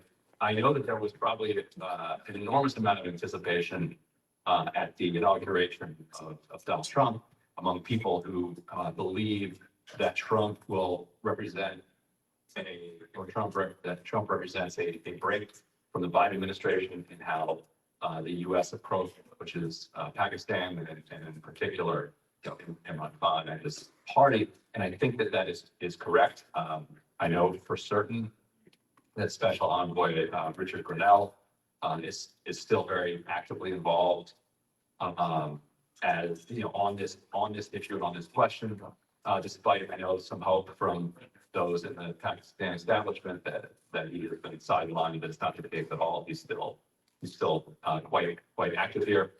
What I would say is that people need to remember that Pakistan is in Washington, almost never top of mind or at the front of the line when it comes to issues that are being confronted by policymakers in Washington. Just simply isn't the case, and so there will have to be some patience, I would suspect, before who knows? Trump could tweet something while I'm speaking and change the equation. But it may take some time. I know that there's pressure coming from the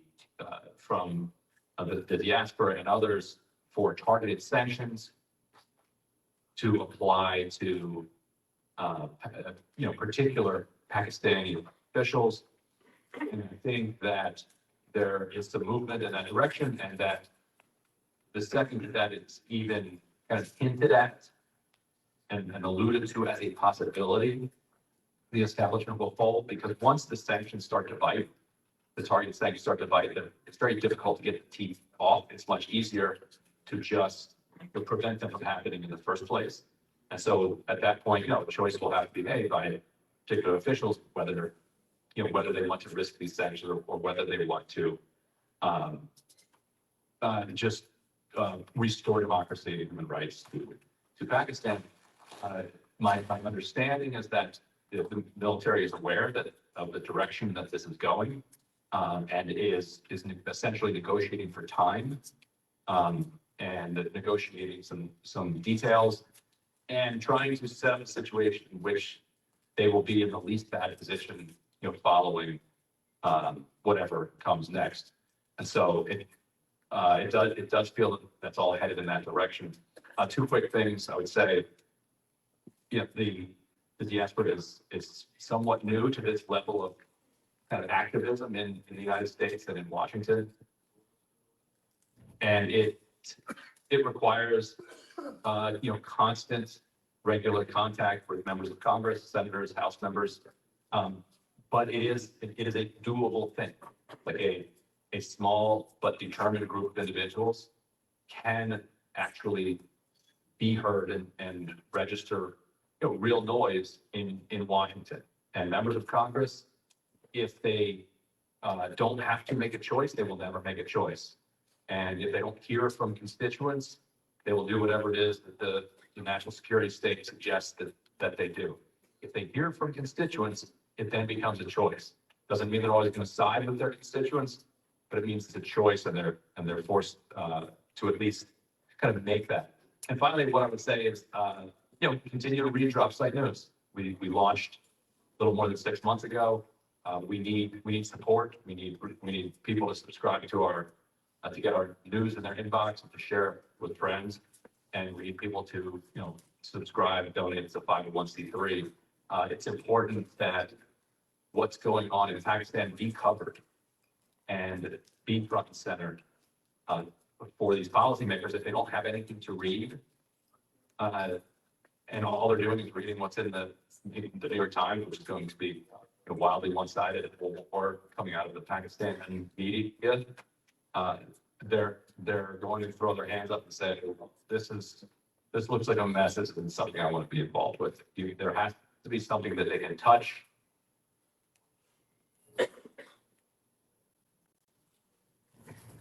they feel that they can trust, and that they can ground them to. Again, I wish, like I said, I wish I could be there, but happy to answer, be part of this, part of the question and answer session, afterwards.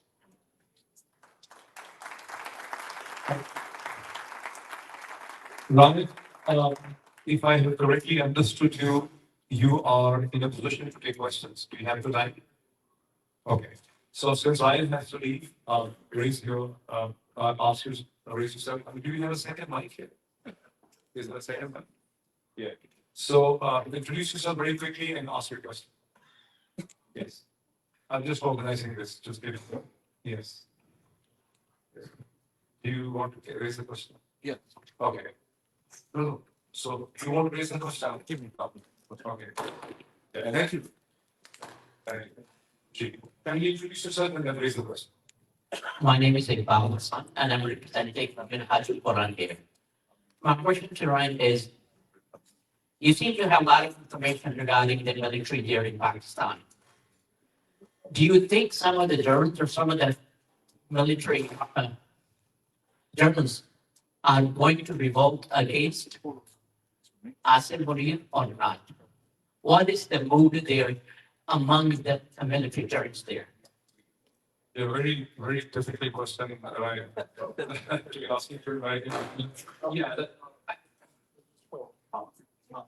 So what I will say is that I try not to be in communication with too many of those kinds of people, because I know that they are not free to say what they believe, and I also know that anybody who is in Pakistan and who is found to be in direct communication with me is subject to disappearance, torture, or worse.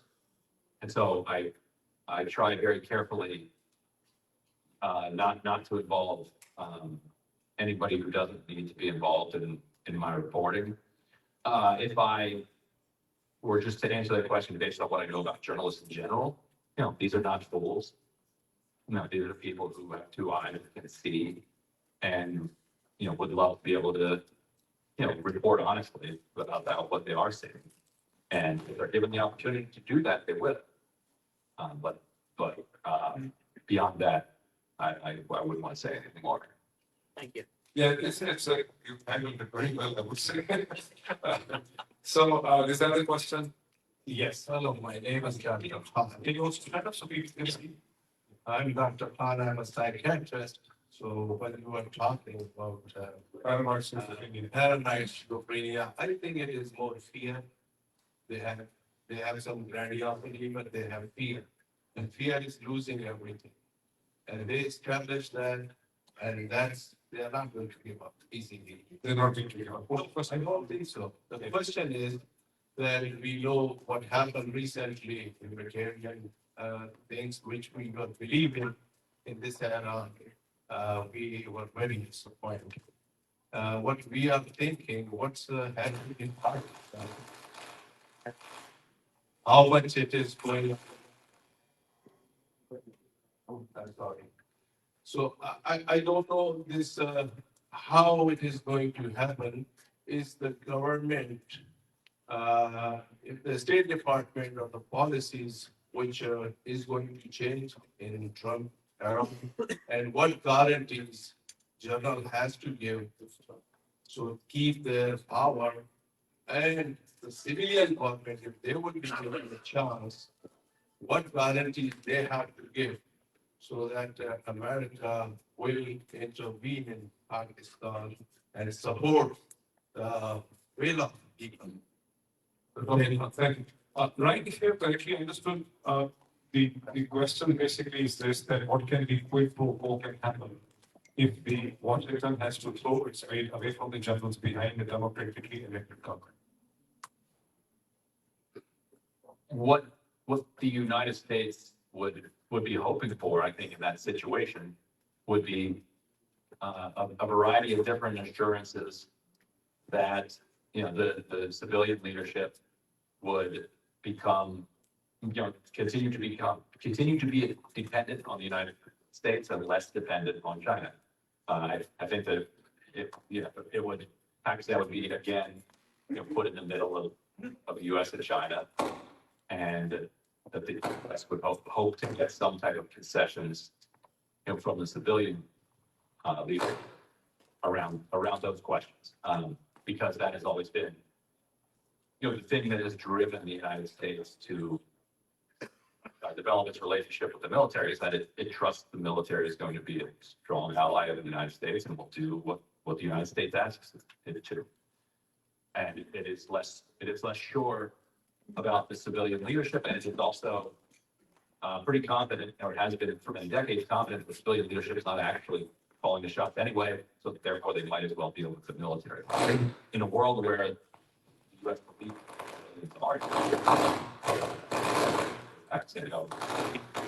they would want some assurance that an ally to that. And I think that you can see some of the hostility to Imran Khan, flowing out of Imran Khan's what they call aggressive neutrality, for instance, in the war between Russia and Ukraine, and a feeling that the military would be a more pliant than the civilian leadership.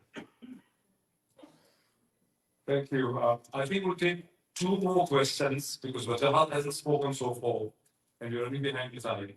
but मैं ये आपको बताऊं कि मेरा भी phone ही interfere कर रहा था तो फोन का एयरप्लेन मोड पर डाले कि ये इंटरफेरेंस जब आप बोलते हैं मतलब फोन इंटरफेयर करता है माइक्रोफोन सिस्टम से जी.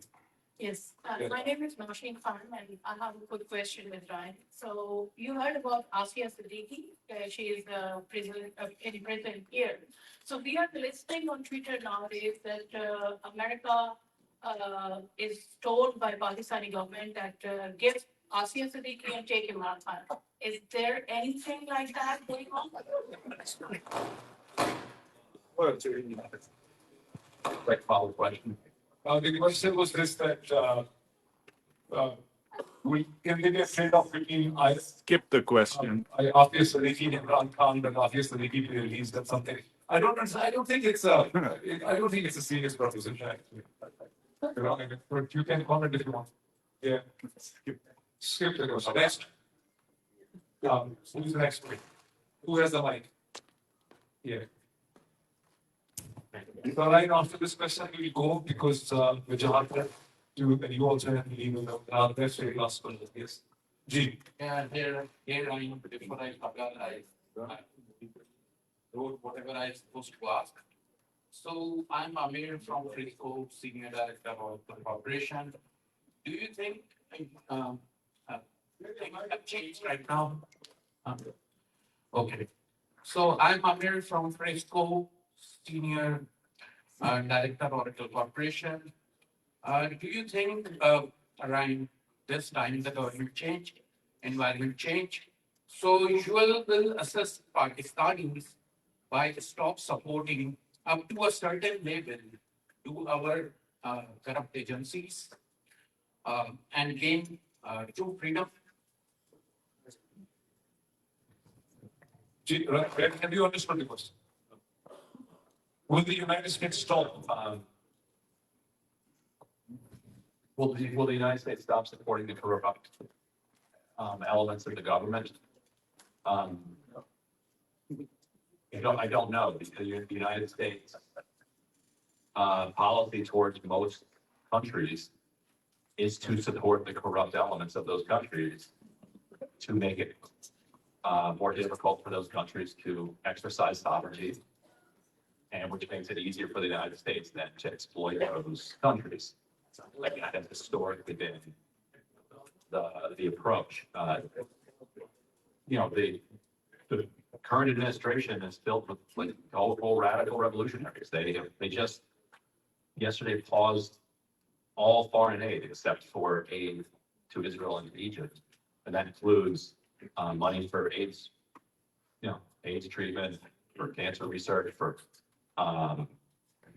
organizations working on climate, and then also for organizations involved in destabilizing countries around the country. The U.S. foreign aid cut both ways. So sometimes helpful, oftentimes not. They just cut all of it. So what does that mean about what US foreign policy looks like going forward? It's kind of an open question.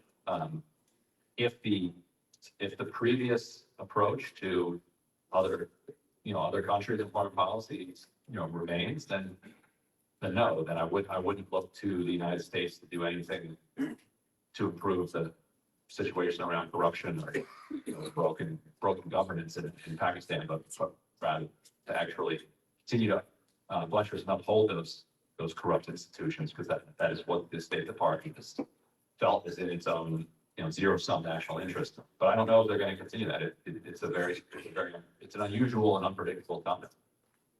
Thank you, Ryan. I think at this point we'll move ahead, and thank you so much for joining us. I realize that you had short time. Thank you.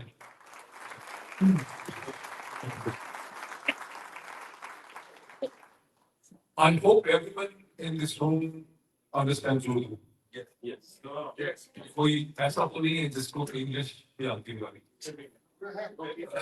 Okay. वो आपको तुम्हें कैसे बताएगा? आपको तुम्हें पूछना I understand. I didn't even see Chloe. Wajahat, is yours, please.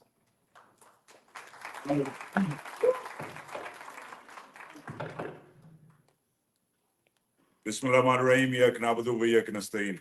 I'm going to keep it very short because वक्त हमारा कम है. एक मशहूर कहावत है जो एक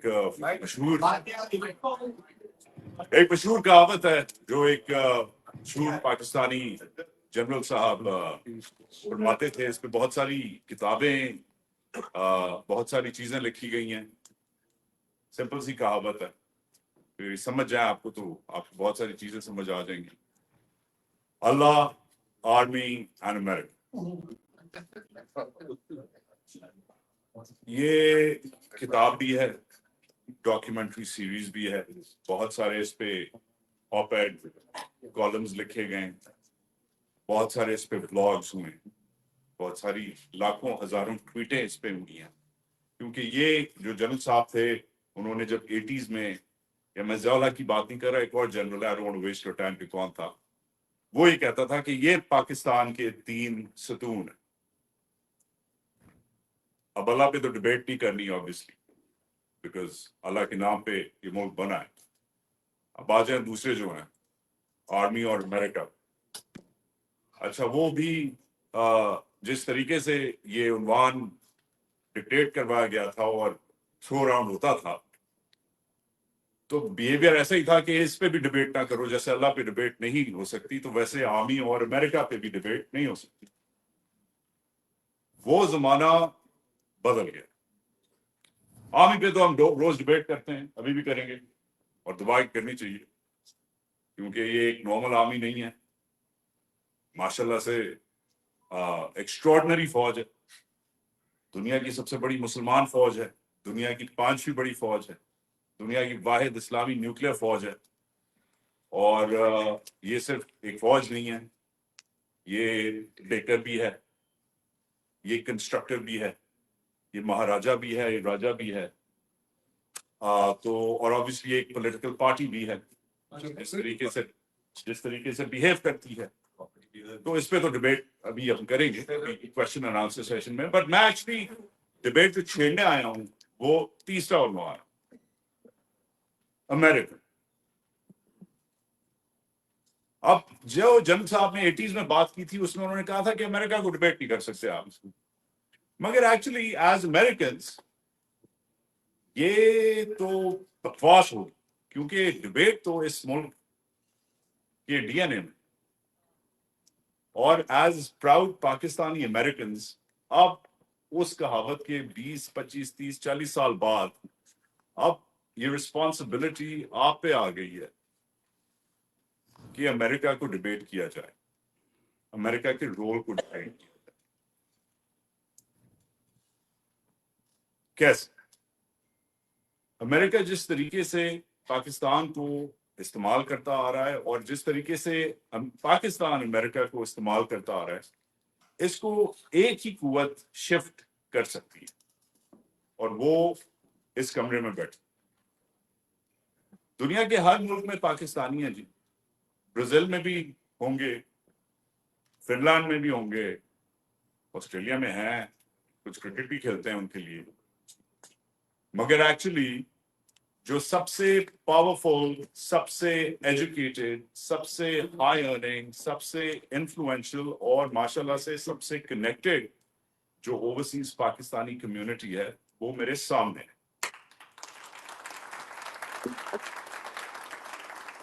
हमारी जो मिकदार है, हमारे नंबर्स इतने ज्यादा नहीं हैं, हम में से ज्यादा इंग्लैंड में रहते हैं, हम में से ज्यादा सऊदी अरब में रहते हैं, हम में से ज्यादा इवन दुबई, कतर, बहरीन में रहते हैं। नंबर्स में हम ज्यादा नहीं हैं, मगर हम जिधर बैठे हैं और जब जैसे हम सोचते हैं उसका कोई मुकाबला नहीं है, क्योंकि हम एक अजीब से फिनोमेना पे बैठे और उस फिनोमेना का नाम वॉशिंगटन डीसी, जो जिसका कनेक्शन अभी थोड़ी देर पहले इस टेबल पे बैठा हुआ आपका लोकल जो भी कांग्रेसमैन या कांग्रेस वुमन है। और जब जनरल साहब ने 80s में, मैं ऑब्वियसली हमीद गुल की बात कर रहा हूं, अगर अभी तक किसी को समझ नहीं आई तो अब समझ आ जानी चाहिए। हमीद गुल साहब के ये फेमस वो थे, हमीद गुल बादशाह आदमी था, उसके हिसाब से अमेरिका जो है सिर्फ रोनाल्ड रेगन पे खत्म हो जाता था, मगर बहैसियत एक पाकिस्तानी अमेरिकन आपको पता है कि रोनाल्ड रेगन भी एक नेटफ्लिक्स स्पेशल बन चुका है, इससे ज्यादा कुछ नहीं है। और इस वक्त जो इन्फ्लुएंस आप कर सकते हैं उसके बहुत सारे पहलू हैं। तो इसमें मैं क्विकली आपको थोड़ी सी एक मैं गाइडेड टूर देता हूं कि क्या हो सकता है, क्या होना चाहिए और आपकी क्या जिम्मेदारी। आपकी पहले तो जिम्मेदारी अपनी लोकल कम्युनिटी चैप्टर्स पे, जो फॉर एग्जांपल नदीम जमान साहब ये जबरदस्त centre for community services excellence and community services चला, ये एक्चुअली सेंटर जो मुझे समझ आई है कल, ये पीटीआई और इमरान खान और शाह महमूद और आलिया हमजा और खदीजा शाह और मे नाइट और 26वीं तरमीम और 26 नवंबर से बहुत पहले से चल रहा। ऐसा ही है। इस सेंटर ने बच्चों की हेल्थ के बारे में, डोमेस्टिक वायलेंस के बारे में और बहुत सालों से ये सेंटर अलग अलग काम करता है, मगर जब वक्त आया तो कम्युनिटी को ऑर्गेनाइज करने के लिए इस सेंटर ने अपना कम्युनिटी सर्विस की, सिविल राइट्स की ये टोपी भी पहनी। ऐसे बहुत सारे सेंटर्स हैं, बहुत सारे डायलिसिस हैं, वैसे डायलिस तो खैर एक ही है माशाल्लाह से और एक ही काउबॉयज हैं, बट ऐसे बहुत सारे शहर हैं अक्रॉस द कंट्री जिधर ऐसी हर महीने, इवन हर 3-4 हफ्ते बाद अब ऐसी एक महफिल होती है, उसमें हम आते हैं, उसमें हम बात करते हैं, उसमें मैं लाइव करता हूँ, डॉक्टर साहब अपनी जबरदस्त टाई पहनते हैं, गिल साहब अपनी जबरदस्त पंजाबी बोलते हैं, अब फिर हम चले जाते। मगर अब जो हमें ताने पड़ते हैं इसके बाद वो एक अलग कहानी है कि क्यों पढ़ते हैं और क्या होता है, और फिर डीलें भी बहुत हमें मिलती हैं, मगर हम वो डीलें नहीं लेते, हम अगली कॉन्फ्रेंस की तैयारी करते हैं। मगर इस सब में एक चीज जो मसला है मेरे लिए वो ये है कि देन व्हाट, आगे क्या होता। अब ये जो सवाल जो लोग पूछते हैं कि यार ये क्यों कर रहे हो, क्या कर रहे हो, डालस जाके क्या कर रहे हो। न्यूयॉर्क में मेरे बहुत सारे दोस्त हैं, बड़े बड़े बैंकों में काम करते हैं, बड़े बड़े लॉयर्स हैं, कहते हैं क्या यार डालस में क्या लोग पेट्रोल पंप चलाते हैं, कोई इंजीनियर टाइप लोग हैं, फारिग लोग, क्या जाके क्या कर लोगे तुम, तो डॉक्टर से जाके तुम लोग उनके साथ खाना खा के उनको बातें करके what are you gaining from this। ये मेरे जो न्यूयॉर्क में बड़े वॉल स्ट्रीट के मेरे जो मिलियनर क्लास फेलोज हैं मुझसे ऐसे सवाल। Actually I am gaining from you, I am gaining a lot of knowledge and inspiration from you, because people like Nadeem, people like Tariq Khan, people like Tahir Khan, people like Usman are the brains not behind just this movement, but behind a sea change. मैं एक चीज आपको बता दूं, मेरे मुंह में था कि अगर कल इमरान खान को खुदा ना खास्ता कुछ हो जाए, अल्लाह ना करे, मैं आपको गारंटी करके कहता हूं कि ये जो मुहिम है, ये जो मूवमेंट है, ये जो लोग हैं, ये फिर भी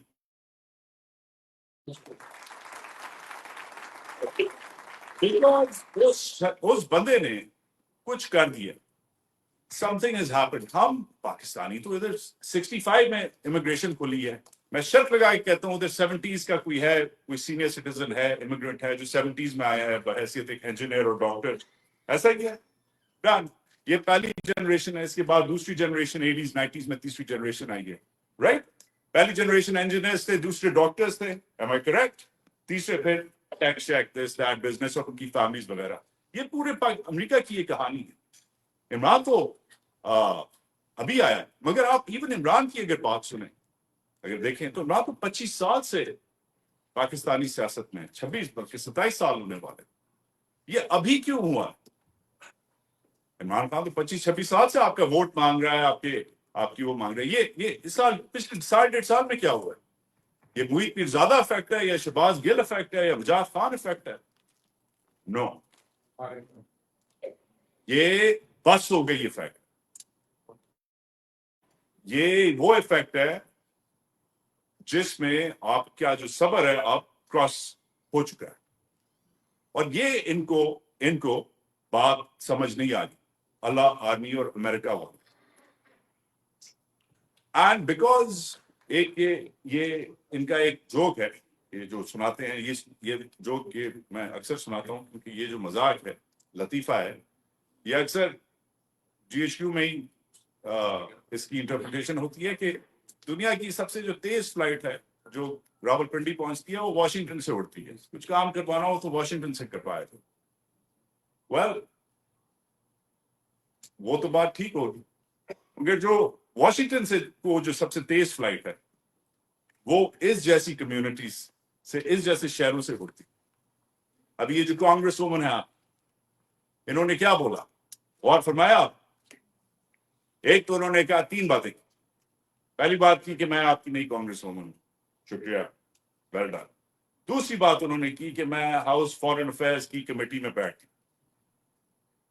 تیسری بات انہوں نے کی کہ میں ساؤتھ ایشیا کی جو سب کمیٹی ہے اس میں بھی آ گئی. مگر چوتھی بات کسی کو یاد ہے جو سب سے امپورٹنٹ بات ہے جو انہوں نے کی؟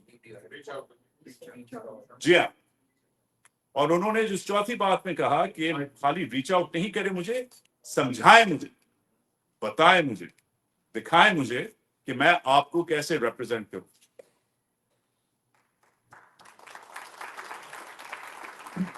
ادھر آپ کو اور ڈفرینٹ کمیونٹیز سے سیکھنا پڑے گا. آپ اس وقت اس سچویشن میں ہیں جس سچویشن میں جو یہودی کمیونٹی تھی امریکہ کی 40s اور 50s میں تھی, جب اس کی کوئی ریپرزنٹیشن نہیں تھی, جب اسے چپیڑے پڑتی تھیں مین سٹریم واسپ سے جو پراپر گورے ہیں, جب وہ آرگنائز نہیں تھے, جب وہ دوسری جنگ عظیم کے بعد پھرتے ٹرتے تو نہیں بٹ مرتے کھپتے ادھر پہنچے تھے. آپ کو پتا ہے ادھر یورپ میں کیا ہوا, وہ بھی ڈس آرگنائز تھے. مگر الٹیمیٹلی انڈاؤمنٹس کے ذریعے, چیئرس کے ذریعے, universities, institutions, think tanks, journalist, channels, media, even ہالی ووڈ میں آج ان کی انفلوئنس جو ہے وہ ناقابل فراموش, کیونکہ وہ جب آئے تھے کچھ نہیں تھا. آپ کا اب ان والا حال ہے کیونکہ اب آپ کو بھی چپیڑیں پڑ رہی. اب مسئلہ یہ ہے کہ وہ تو آرگنائز کر کے تو اب اس ملک میں کچھ بھی کروا لیں. ان کی تو لابی اب اتنی اسٹرانگ ہے کہ وہ مطلب ادھر سے اسرائیل کی جو پالیسی ہے ادھر سے ہی آپ کو پتا ہے امریکہ سے ہی ڈکٹیٹ ہوتی ہے. وہ تو اب ایک اچھی لابنگ کی بجائے ایک اب خوفناک قسم کی پرو اسٹیبلشمنٹ ڈیپ اسٹیٹ لابنگ ان کی ہو گئی ہے. خدا نہ خواستہ ایسی ہماری کبھی حالت ہو, but there are lessons to be learn from even smaller communities. آپ سے کم ہیں آرمینینس مقدار, آپ کے آدھے کے بھی آدھے, آپ 7 ملین لوگ, آپ کے آدھے کے بھی آدھے آرمینینس ہیں آپ سے بیٹر آرگنائزڈ. کیوں؟ کیونکہ they have invested in institutions. ادھر آ کے میرے ساتھ, شہباز کے ساتھ, موئید کے ساتھ تصویر کھچا کے, کوئی سوال پوچھ کے اور واپس گھر جا کے بریانی کھا کے سیٹرڈے کو ڈکار مار کے سو جانے سے کچھ نہیں ہوگا.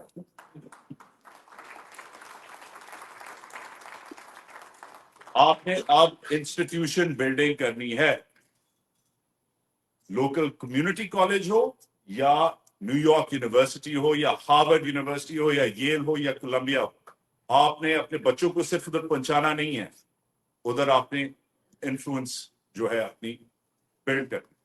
آپ نے خالی آ کے ایسے कॉन्फ्रेंसेस अटेंड ही करनी, आपने जो लोकल ऑर्गेनाइजर्स हैं उनको सपोर्ट करना है। आपने खाली कांग्रेस वुमन के आके साथ तस्वीर नहीं लगानी, आपने उसकी जो सेक्रेटरी है उससे ईमेल लेना है, फौरी तौर पे घर जाके उसकी वेबसाइट लानी है, डाउनलोड करना है, ईमेल करना है, कहना है ये मसले हैं, मेरा ये फलाना एड्रेस है, ये मेरा ईमेल है, इतना मैंने तुम्हें वोट दिया था, इतना मैं तुम्हें और फंड करूंगा या करूंगी अगर तुम ये बात करो।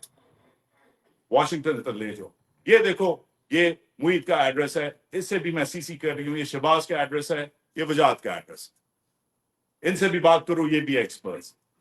You have to create the noise, which by the way ये कोई नई चीज नहीं, आपसे पहले हिंदुस्तानी भी ये कर चुके, अब वो भी गैर मायने क्योंकि उन्हें भी चपेड़े पड़ रही हैं। आपने अखबार में पढ़ा होगा, उनके जो इलीगल इमिग्रेंट्स हैं लाखों में, तकरीबन जितनी आपकी तादाद है उतने इलीगल इंडियंस हैं इस मुल्क, माशाल्लाह से उनको निकाला जा रहा है, उनको अब स्टडी करे जाके कि वो कैसे डील कर रहे हैं।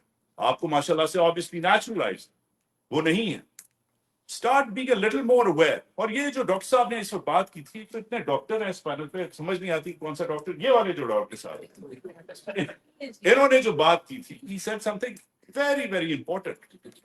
ये जबरदस्त काम है ये टीसीएफ और ये मस्जिदें और ये हॉस्पिटल्स और ये लाइब्रेरीज और बनाएं, बनाएं,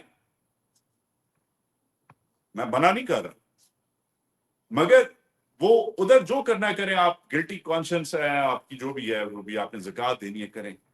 ये ज़कात नहीं है, ये जिहाद है, ये जिहाद है जो आप करें, ये दूसरा सतून है, इसको ज़कात ना ट्रीट करें। This is a fight for your rights, for your fundamental rights. 5 सतून है, जाने बनानी है, लाइब्रेरी बनाना है आपने, उधर आपने नलका लगाना है अपने गांव में, शहर में, मस्जिद में लगाएं, that's on you. This is different. And this moment is not going to come back if you do not organize right now in this very present moment in Pakistani American history. Ye samajh le paata. So, I will leave you with that. Community organizers in touch rain, support your local communities, support these gentlemen by not just watching their shows or subscribing to their channels. इससे क्या होता है? फिर आप में और मंडी बहाउद्दीन में जो कोई लड़का टिकटॉक पे बैठा है उसमें क्या फर्क है? वो भी मुझे को फॉलो करता है, शहबाज को करता है, मुझे करता है, आप भी कर रहे हैं। What's the difference between you and some poor guy sitting in Kohat?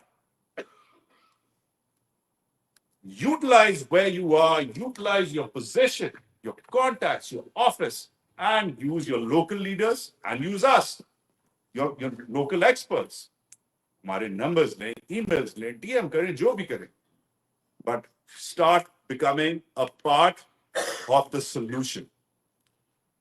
That is what I will leave you be with. Thank you so much. Thank you. Thank you, आपने बहुत ही जबरदस्त एक ओवरव्यू दिया। क्वेश्चन आंसर्स की तरफ हम चलते हैं, हमें डॉक्टर रिक हाल्पेरिन भी ज्वाइन करेंगे, हम उनका कमेंट जो है वो लेंगे, अभी तक तो जेसी ने इसके बारे में बताया नहीं है। तो अपने आप को बस आप खड़े हुई अपने आप को इंट्रोड्यूस कीजिए और क्वेश्चन रेज कीजिए, और हम मेरा ख्याल मुझे बताया गया था 3 बजे तक किसी का नहीं कर सकते, we have the opportunity, लेकिन हमें इसको 3 बजे वाइंड अप कर देना चाहिए और दैट्स एक्चुअली डू। और छोटे क्वेश्चन पूछे ताकि और लोगों को भी बोलने का जो है उसको लेट्स सी। जी please, there is a lady over. जी आपके पास इनको माइक दीजिए जल्दी। मैं अपनी पाकिस्तान से आई हूँ, आप हम सारे वीडियोस को कह रहे हैं Pakistan is changing, Pakistan is change, but I feel that change. वहाँ जाके आप उनसे कहेंगे, आप किसी रेस्टोरेंट में गए, वो आपको पेप्सी सर्व करेंगे, वो आपको कोक सर्व करेंगे, हम कहेंगे हम यहाँ बॉयकॉट करते हैं, वो फिर वाई आप उनसे कहेंगे कि पैसे कम हो रहे हैं, कहते हैं आप कंजम्पशन अमेरिका से मंगा रहे हैं ना, हम कहते हैं खान साहब ने मना किया है, कौन बाजी कौन बातें करता है सर, पाकिस्तान में कुछ नहीं हो रहा है। I was so depressed meeting people over there. I wanted to make something from there, you know. तो मैंने उससे कहा कि अब तुम्हारा बिजनेस कैसे जा रहे हैं, तो बाजी अब ठीक जा रहे हैं, पहले तो बहुत ही मंदी थी लेकिन अब थोड़ा बेहतर है। तो मैंने कहा अब पता चल रहा है ना फर्क जब खान साहब थे, तो कहते हैं हमारे बाप दादा का कह जाता है कि कौन है, मतलब जब तक हमारे बाप दादा का कुछ जाएगा नहीं, चेंज करना था। So when you look at change, लोग समझते नहीं है. What's your name? Pfizer. Pfizer. ठीक, इसको भी क्वेश्चन को एड्रेस कर लें. एक और क्वेश्चन है. सकेली में भी हम Pfizer थैंक यू फॉर जी जी माइक दीजिए किसी को. इसके पास माइक मैं आपकी तरफ भी लेके आता हूँ उसी साइड. जी साहब. So my name is Babur. लेकिन for obvious reasons I won't give my full name. Right now we'll call it that. Really, I think that last month, last job, the number of Pakistan. यहाँ भी call करती है. लेकिन Pakistan में था ना last year, but then last 4 days में आ गई. जी लोग. So, but again, my question is around Wajahat's point, right? It's very important that we understand. And I asked the similar question last time I met you, Dr. Gill, right? What I don't know who knows here that when was the last time India got IMF bailout? That was 92, 91, 92, right? 91. And we have been relying on the bailout since ages, right? हमारा तो अगला 6 महीने नहीं गुजरते without command. India ने अपनी direction change कर दी थी 40 years ago. Some 45, 50 years ago, right? We have not been able to do that. Our transition through right now is my question. Last time, आपकी तरफ भी यही था, गुजरात आपकी तरफ भी यही है. Who are think tanks right now in Pakistan, even to remotely think in this direction? बिल्कुल सही. और थैंक यू सो मच. अच्छा आप में से जवाब मेरे को आप दीजिए. मीडिया की रिक्वेस्ट होगी माइक इस तरफ, एक तरफ इस तरफ से माइक दे, एक तरफ से इस तरफ दे. यहाँ पर किसी से भी जो लेना चाहते हैं माइक दे दें ताकि उस पर बात शुरू करें. ठीक है जी. You want to respond? I'll keep it quick. Baba, if your question is about why you're not giving me a real name, both of it, my sympathies, ना करे. तुझे खाली अच्छी कॉलें हैं मेरी समाज में. जो मुझे आती है होना है. But to answer your question, you know, this is a really dangerous problem, and this is really important to understand. The think tank circuit here, if that's your question. The think tank circuit here versus the think tank circuit here. इधर जो think tank circuit है, वो बड़े simple phenomena पे operate करता है. ठीक है? उसका funding जो है, front door funding होती है उसकी. ठीक है? You knock on their door. For example, you say, "Yeah, we are the Center of Excellence of Community Services. Here's $100,000." You knock on, I don't know, the Carnegie endowments or Brookings or the Atlantic Councils, or Wilson's. Gee, we want you to do yes, something we have. Here's $100,000 or $1 million or $2 million or $30,000, depending. We want you to write a paper. We want you to hold a conference. We want you to sponsor a study. We want you to hold a series of brown bag lunches with senators. We want you to be able to hold a round table for 7 days with the national security apparatus of this country. Depending on your budget and depending on your capacity, on their capacity, you approach them. And you say, okay, I want you to do this for the next 1 year, every month, or for the next 5 years, once a month, depending. And that's how it works, because ये बड़ा transparent और open-ended किस्म का मामला. आप आज जाके Atlantic Council के पाकिस्तान लेजिस्लेटिव पे दस्तखत दें कहें कि यार पाकिस्तान में EVs पे पेपर लिखो कि elected vehicles हैं पाकिस्तान में करना वो weekend नहीं. उनके पास specialists हैं, उठाएंगे और उस पर काम करना शुरू करेंगे. Then Indians are very good at this. You're not, because you would rather put your money in a masjid or a library or a nalka in Mandi Bahudi. Right? The Indians have actually, right around the time you mentioned, the Indians have been penetrating K Street, which is the lobby street, and the DuPont Circle area of Washington, the think tanks and Zada Vagara sab jo bhi hain. They've been doing a pretty good job of penetrating that. आज जितने भी South Asia centers हैं, चाहे वो Harvard में, चाहे वो Atlantic Council में हो, चाहे वो Wilson Center में हो, South Asia centers Indians dominate कर रहे हैं. उसमें ना पाकिस्तान है, ना अफगानिस्तान है, ना नेपाल है, ना even Bangladesh. तो जो Indian जो dominance आई है, ये अभी नहीं आ गई. बड़ा simple सा है. They know where to knock.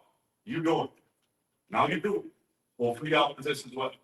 The Pakistan think tank circuit, forget about it. Every think tank circuit, जो think tanks उधर हैं, जो policy making करते हैं, तो करते नहीं हैं. खुद ISI का जो aim है क्या वो करता है. और ज्यादातर जो बाकी बेचारे हैं, जो इधर lobbyist hire किए हैं, उन्होंने Halperin ने for example किया है, ये सब ISI backed है. یا ایسا لانے کا ہاں اپنے بجٹ سے 10 گنا زیادہ. یہ سب ایسا ڈائریکٹ ہے یا ایسا آپریٹڈ ہے یا ایسا کہ فرنٹ آفیسز ہیں جو ان کا ایک ایک چلاتا ہے. ادھر اکا دکا بیچارے ہیں یس ہیں بٹ وہ بیچارے یا اکانومی پہ چھوٹے موٹے کرتے ہیں. They not really worth looking کہ ان کو انفلوئنس کرنا بڑا آسان ہوتا ہے. آپ بندہ بھجواتے ہیں بس لیڈی صاحب ہیں وہ اکنامکس پہ جو کرتے ہیں ان کے پاس وہ سال میں پلڈاٹ ایک رپورٹ نکالتا ہے الیکشن پہ. پلڈاٹ والے کو جو بلال صاحب ہیں اچھا آدمی ہے but they not doing much work there. Think tanks ادھر میں انویسٹ کرنا ایک زبردست اپرچونیٹی. اس کے لیے 3 کام کرتے ہیں آپ اور آپ میں سے کوئی بھی اس کمرے میں بندہ ہے بندی انویسٹ کر سکتا ہے. 3 کام. 1 تھنک ٹینک میڈیا کا کام چیزیں جو ہے ایسے ایونٹس کرواتا ہے لائف اسٹریم کرتا ہے ایکسپرٹس کو بلاتا ہے سینیٹرس کو بلاتا ہے ایون آفیشلس کو بلاتا ہے رائٹ.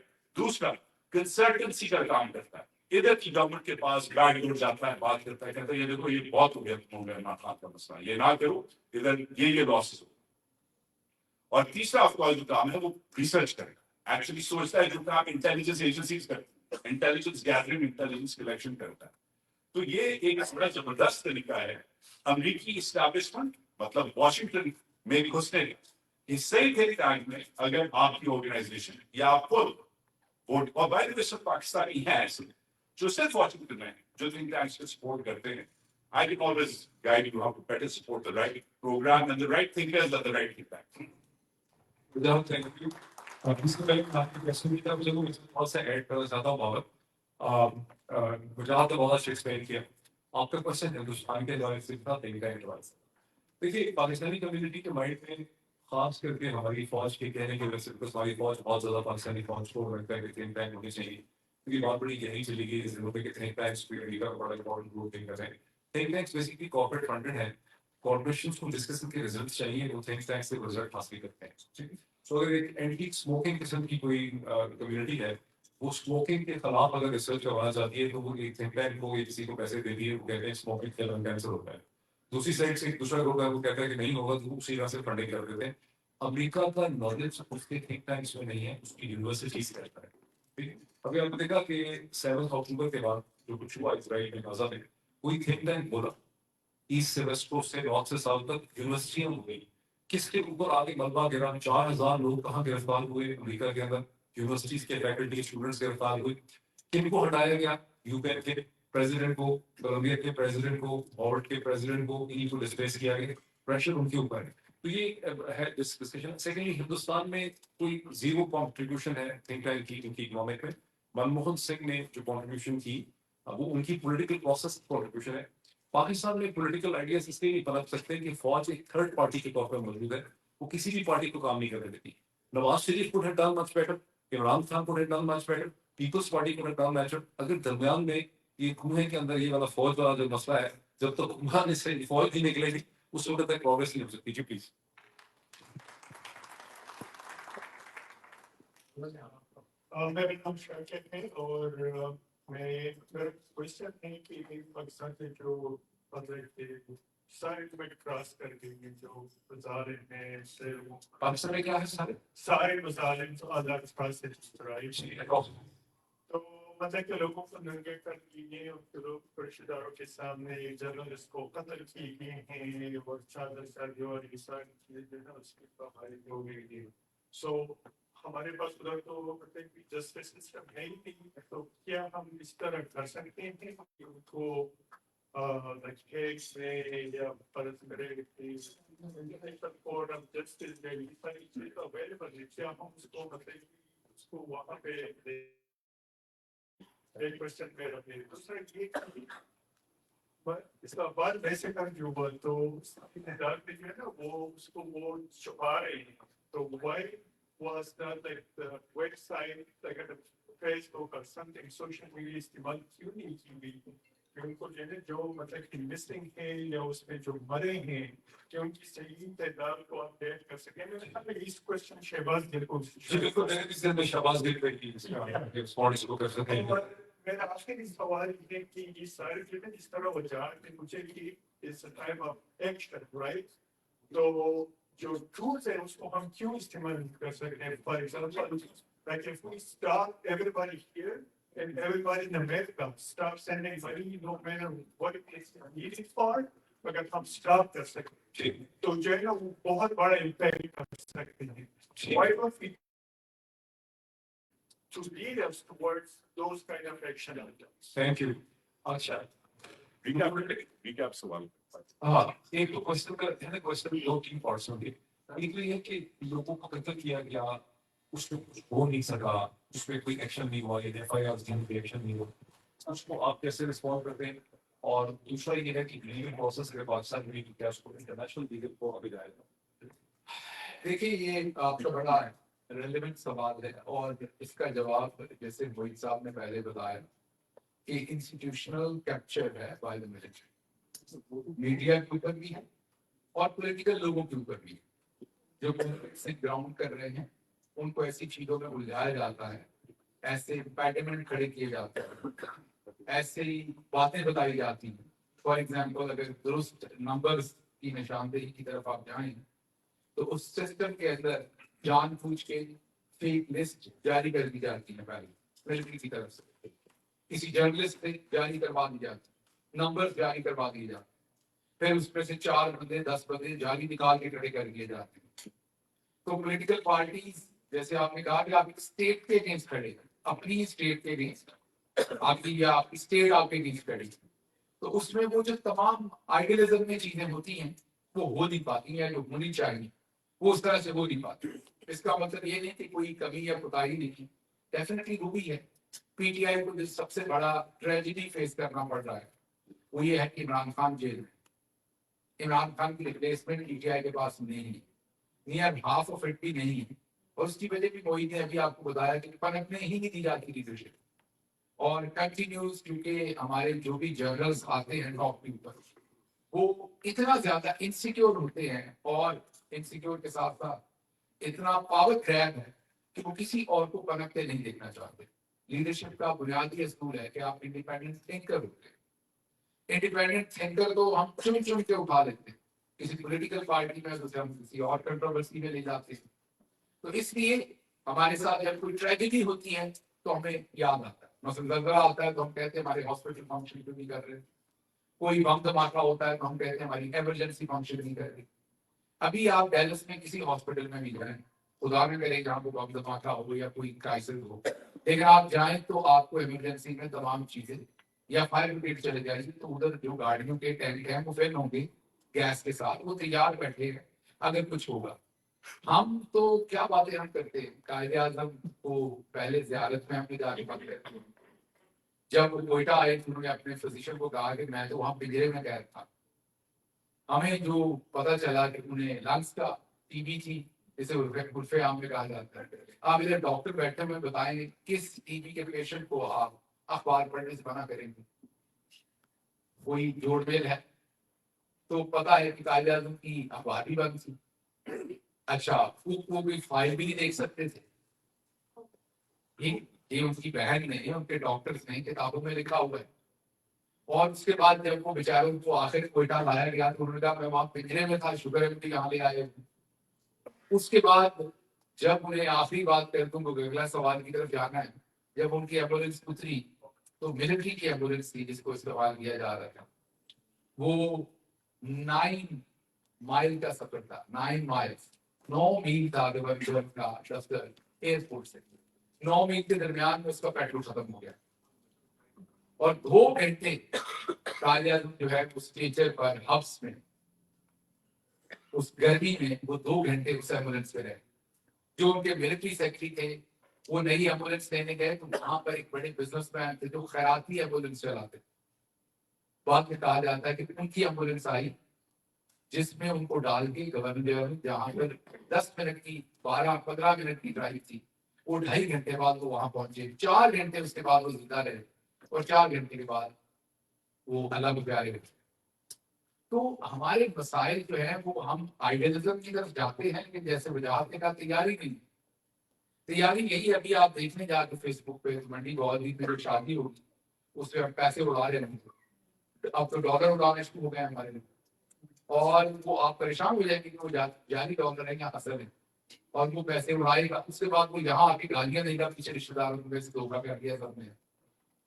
सो एक अजीब सिस्टम का वैल्यू सिस्टम का मसला है हमारे लिए जो प्रायोरिटीज हैं वो हमने इंस्टीट्यूशनल डेवलपमेंट पर नहीं है हमारा फोकस जो है वो सामने सामने वाली चाबी पर है मैं अक्सर यही कहता हूँ कि जब आप वहां पर जाके चैरिटी भी करते हैं आप एक स्कूल बना लेंगे एक कॉलेज बना लेंगे एक यूनिवर्सिटी बना लेंगे तो वो जो मिनिस्टर लगाया हुआ है खोता उधर एजुकेशन का या हेल्थ का या जो भी और उसके पीछे चौधरी बैठा हुआ वो उतनी देर में 25,000 स्कूल वैरान कर दे तो आप कितने बनाते जाएंगे कितना आप चैरिटी पे करेंगे कौमें आप यहाँ भी क्या करते हैं किसी बंदे को you teach them how to catch the fish अब रोज तो नहीं उसे फिश दे सकते ना ले जाके तो वो सब लोग मेहनत करने वाले लोग हैं पाकिस्तान में अगर आप एक सिस्टम प्रोवाइड कर देंगे then make their way out.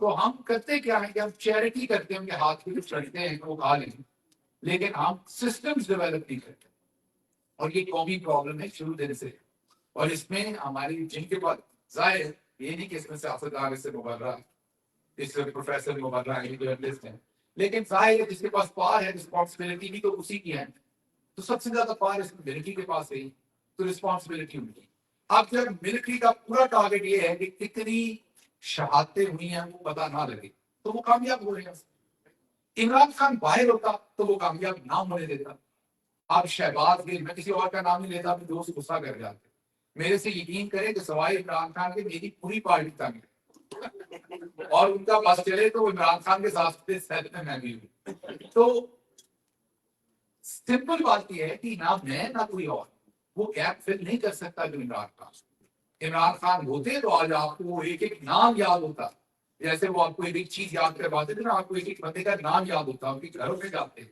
फातिहा पढ़ते उन्हें उनकी ह्यूमन स्टोरी सामने लेके आते दिखाते कि ये माँ है जिसका तो ये आपका जो सवाल है वैलिड है हमारी कोताहियां हैं लेकिन इसके पीछे पूरी लंबी हिस्ट्री है हमारी एक युग है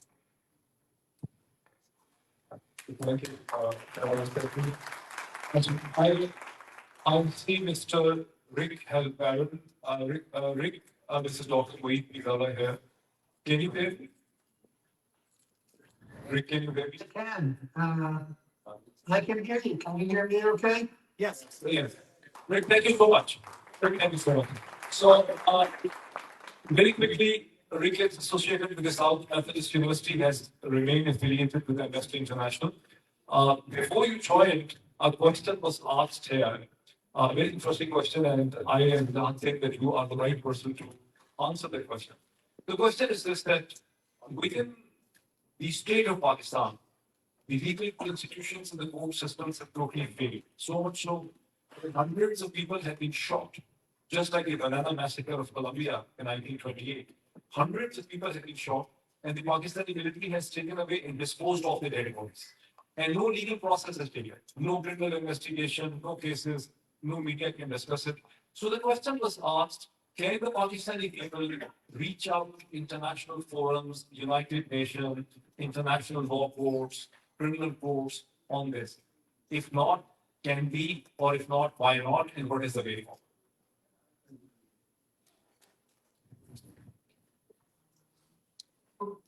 Thank you. It's a pretty intense question for sure.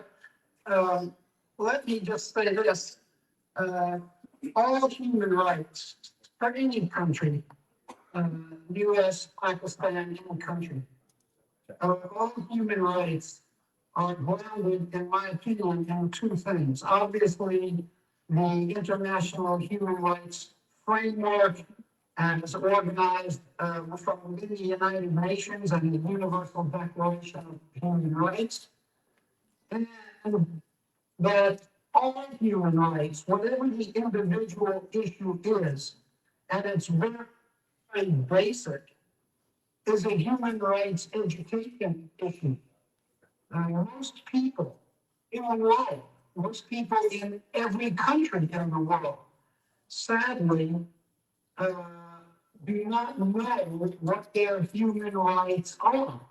Most people have not heard of or read or pursue the Universal Declaration of Human Rights. So it is not surprising that every country in the world has human rights problems. Pakistan has a serious human rights problem, but it's not alone. It's tragically common to say that about any country in the world. Uh, I think first and foremost, for any country to address its human rights problems, it must commit to human rights education of its young people who similarly will not be students in the US, they won't be students in Pakistan or any other country. They will become the leaders in Pakistan and the US and every other country.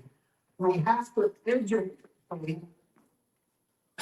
younger generations about what human rights are and their commitment to human rights so that the future leaders of Pakistan are committed to the protection, defense, and advocacy of human rights for all people in Pakistan, regardless of who they are, and committed to the human rights of all people in this world.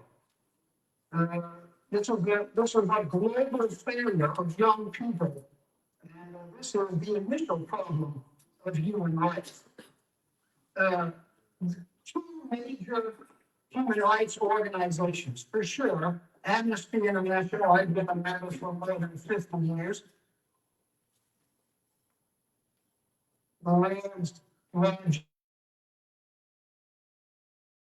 Human Rights Watch, which is arguably, they put out more human rights news on a daily basis than any human rights organization in the world, even more than Amnesty.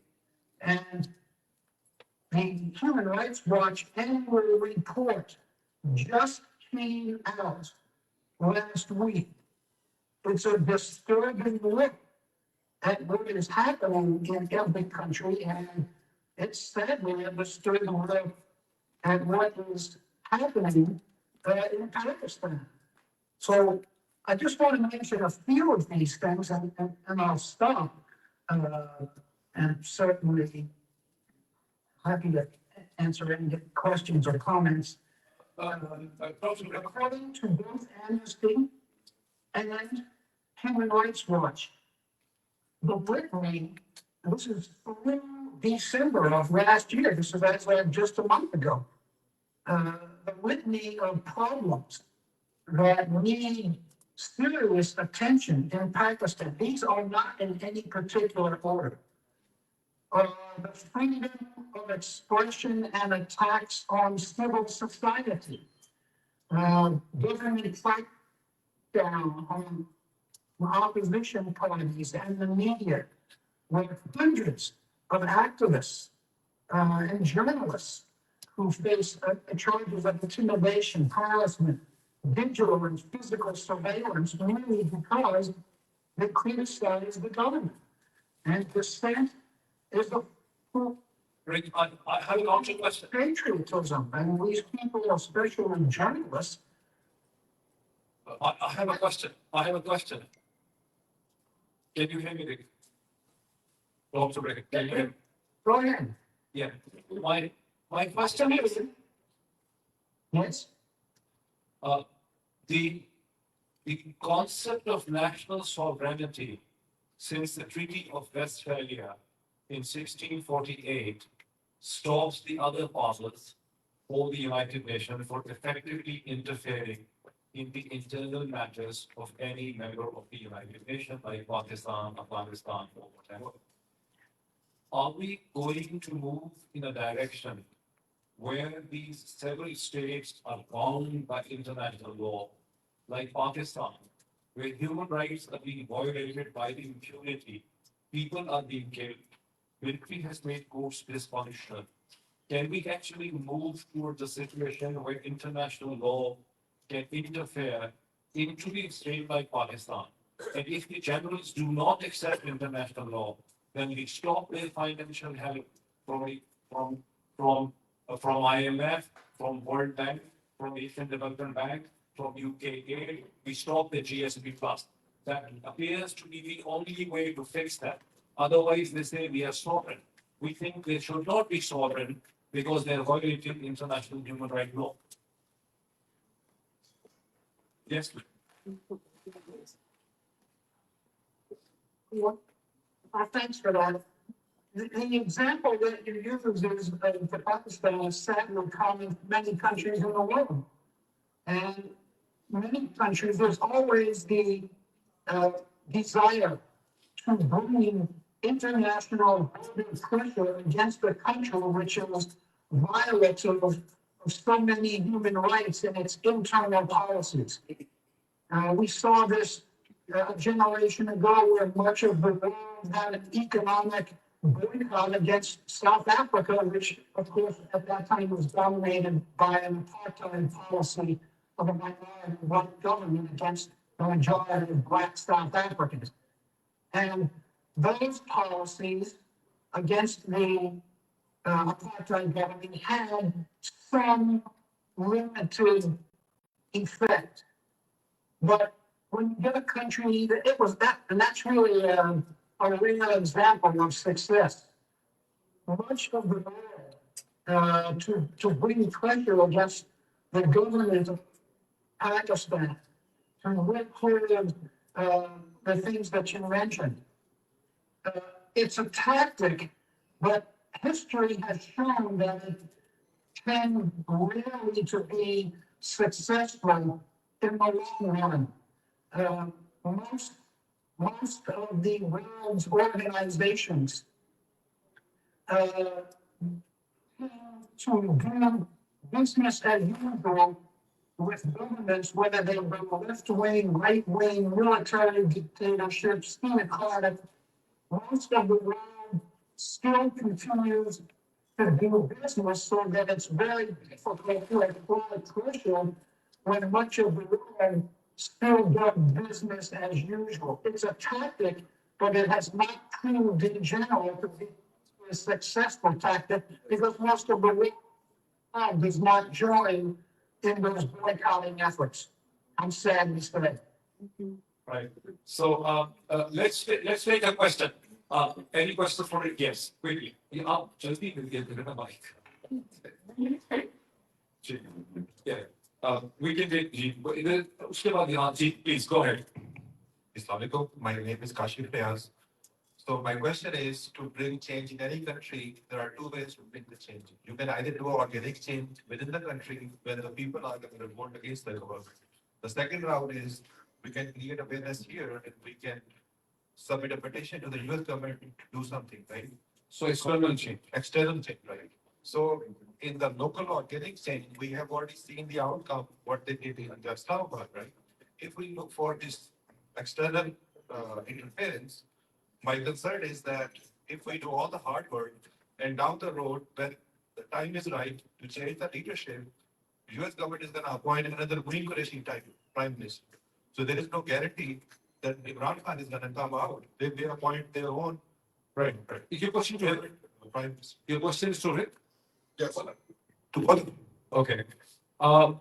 Rick, if I summarize the question is that what is going to work?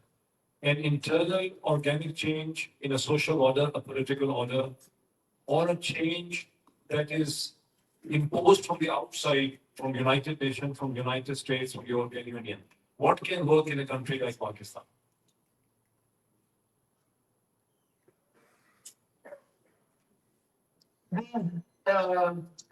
These are not short-term, easy answers. These are difficult, frustratingly slow processes. And this human rights advancement it's frustratingly slow. It just doesn't happen immediately. This is the difficulty in it. So clearly, the internal strivings have to be continuous. And I know it's frustrating. I mean, look at what has happened, for example, very quickly in Syria. You know, that country, it fell, and the government failed, but the amount of decades that people suffered under the Assad regime but it fell heavily because of internal pressure.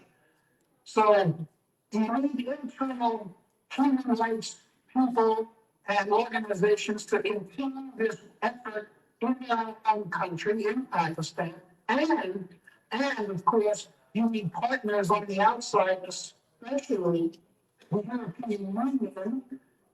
And I'm sad to say it would be nice if the United States was a major factor in this charge, but the policies of the United States change according to who's ever in the White House.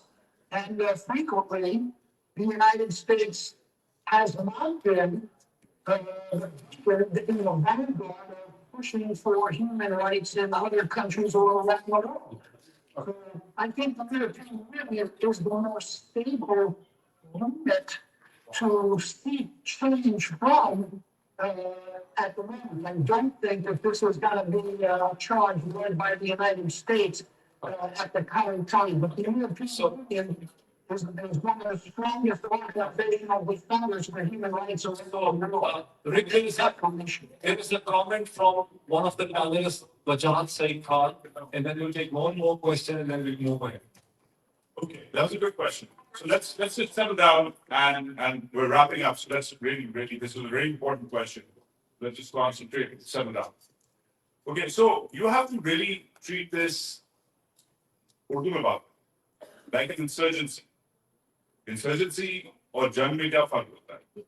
जंग इधर से शुरू होती है, एक फौज एक general खड़ी करता है, मार्च करता है, दूसरे शहर पे जाके अटैक करता है. अब उधर जीत जाता है, हार जाता है. 26 नवंबर को पीटीआई और उसके कारकुनों ने एक ऐसी ही जंग लड़ी, मगर वो मुसल्ला नहीं थे. दूसरी फौज जो थी वो मुसल्ला थी, उसने उसे उस तरह फेंक दिया, जाती शहीद हो गए. It was fought like a war. इधर से वे आप चने बेचारों ने हाथ में पकड़े, कैमरे हाथ में पकड़े, चलते हुए गए 4 दिन, पत्थर खा के, बटे खा के, तेल गैस खा के, गोलियां. And sure, I can switch quickly. At the end of the day, that's what it was, right? What I'm suggesting is, and what Dr. Halperin has also said, and this idea came from his response, this is a long-term play. It's a slow process. And let's break down the slow process into short, medium, and long-term plays. Now, several things are happening if you work with me, and there are different parts of this so-called war or struggle or insurgency. One struggle is here in this very room, this community organization. What are the results of this? Media effect, conversations, narrative building, goes up to the congressman, maybe goes up to the Texas Senate, maybe there's a hearing there like there has been in other state senates, maybe it goes all the way up to DC. It becomes a part of the DC narrative. From Dallas to DC, sort of stops there, right? The effect of this, that's the maximum effects which you can get. A little bit of media noise, a little bit of narrative building, a little bit of community building, goes up the way to DC. Now let's concentrate on Washington. What were the players there? There's the executive, which has just been voted in, which is the Trump administration, and the people who work for him, the people he's hiring, firing, the people who you may be able to influence, the people who are already influenced. There's a war to affect the influence there. That's why just Moeed and I and Shahbaz were not in Washington the same day. Another guy was in Washington. His name is Moeed Pirzada. Interestingly, there's two different sides of this insurgency or war at the same time. We were doing whatever we were doing. You saw us, right? You saw us in Congress. Yes. And on the other side, you saw him doing the same thing. He was doing the backdoor route. We were doing what I suggested earlier, the front door, right? We were on the record. He was off the record. He got slapped by Joe Wilson later with that free Imran Khan tweet, but that's the other effect. That has immediate consequences if we can get to the executive authority. Now see what's Imran doing on that side. There's similar actors at play.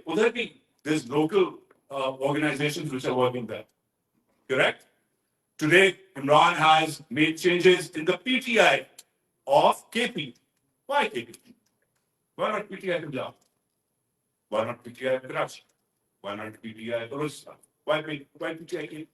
Right? Because Imran is recalibrating his moves on the local level where his power lies. Because frankly, the judges and the other parliamentary groups have disappointed Imran. Some of them have tried to work for the best of their abilities. What I'm trying to say is that there are short, medium, and long run plays here. Imran has just made a long-term play. PTI KP president, the new one, Junaid Akbar, is not going to come and start a jihad mode. He will start reorganizing the party. Imran is getting into a long-term overhaul of the PTI because he's getting the party ready for election. Now, some people are saying, this is a slap on the wrist of KPCM. Officially, the PTI is saying differentiation of powers. The KPCM, Tendapur, will concentrate on governance, and Junaid Akbar will concentrate on politicking and organizing the political party over that. Now, whatever it is, this is a long-term play. It can't result in anger. This is not going to start tomorrow. Junaid Sadar doesn't have some magic wand, and he's going to start turning the play around. So there are short and long-term plays there. There's some medium-term plays here as well. That's why you guys are here. You guys are part of what I think is the long-term, medium-term, and short-term play, because it is at the local level where the ground roots, the grassroots of these wonderful, wonderful political actions are executed. This is where they are thought, brainstorming, funding, community building, networking, friends. This is where it begins. I have connected with the doctor after so many months because of you. I have connected with Shahbaz after so many months because of you. And you connected with us for the first time because of you, because of this event. So this is the basis. This is what Imran Khan calls grassroots politics. इधर से शुरू होती है वो आगे तक जाती है. So that will change. That was not happening during Moeed Qureshi's time. That's happening now. There's not going to be another Moeed Qureshi. I can promise you that. Dr. Rick, we're running short of time. This is Moeed Pirzada. I will take one more question, let you comment, and I will also reach out to you. I would like to plan a discussion with you, one-on-one discussion on the human rights situation and way forward, right? I really like your ideas. Let's take one more question and you comment and then we move forward back to our language. Yes, who's the first question? Go ahead, question, please. अस्सलाम वालेकुम मेरा नाम मोहम्मद शफी है Right. यहाँ बहुत बहस की है Right. Would you like to ask your question in English or would you like to basically translate your question to him in English? हम ट्रांसलेशन Okay, go ahead. हमने यहाँ बहुत बहस कर ली है Right. हमारे मसले का हल क्या है Right. पाकिस्तान पे इस वक्त आप सीधे लगी हुई है तो किसी वक्त की मर सकते हैं हम सारे किसी वक्त की मर सकते हैं इसका इमीडिएट सॉल्यूशन क्या है मेरे ख्याल में एक सॉल्यूशन है उसमें हम सब कोशिश करना चाहिए जो मैंडेट है वो स्टोर किया जाए इसके अलावा कोई हाथ और नहीं है ठीक है अच्छा ये आपका जो क्वेश्चन है we will respond to this question. Let's take a question for Rick and then we move forward. Yes. If there's a question for Dr. Rick Halperin, if someone wants to ask a question to Dr. Rick Halperin, right? Is there any question? Okay. So, yeah, there is one. There is one. Yeah, quick. And now we'll switch to Pakistan circumstances will never change their regular Pentagon's generals keep working with Pakistani generals. Pentagon generals? Yes, the Pentagon has been buying Pakistan's army generals. Right. So, Rick, this is a question slightly beyond the human rights issue. This is a strategic issue. Because as long as the United States deep state, CENTCOM, Pentagon, keep on controlling the Pakistani army generals, how can the situation of Pakistan change? Yes, your thoughts. Yeah, that's an easy question to ask and a very difficult question to answer. I can't say as I have the answer to that question. That's a multifaceted response. I just don't think I have the answer for that. I'm sorry. Okay, Dr. Rick, it's a pleasure listening to you. Thanks for joining. This is Moeed Pirzada. I and perhaps Wajahat Said will reach out to you. We would like to plan a discussion with you very soon. Thank you so much for joining us there on this platform today. Thanks for all the good work that you do. I look forward to any collaboration I can be of help with and working with you. Inshallah, we will get in touch. Thank you so much once again. Thank you. Thank you. We'll move on. एक question खासी question पूछेंगे, question पीछे ही रहेंगे। विजात, आप उस question को respond करना चाहते हैं जहां से डॉक्टर रिक ने आंसर किया था कि लोग कहते हैं कि भाई हम कहाँ जाएं इंसाफ लेने के लिए? मैं उसको देना चाहता हूँ जवाब, लेकिन आपकी राय था। I think Dr. Saab, let's restart with Dr. Saab. He's rested with his team. इंसाफ लेने कहाँ जाएंगे आप बताएं? आप भी एकेडमिक हैं, प्रोफेसर आप।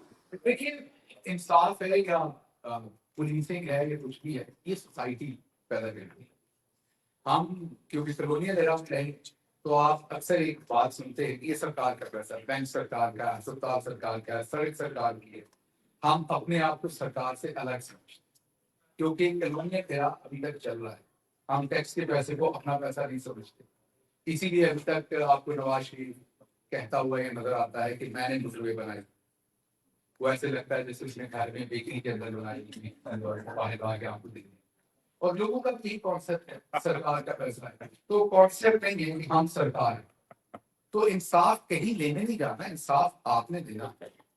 आप एक माशरा खड़ा करेंगे जहां से आपको इंसाफ करें। तमाम जो दुनिया के लॉ है वो कॉमन सेंस पे है, जो सोसाइटी के नॉर्म्स है उनकी बेसिस के ऊपर लॉ है।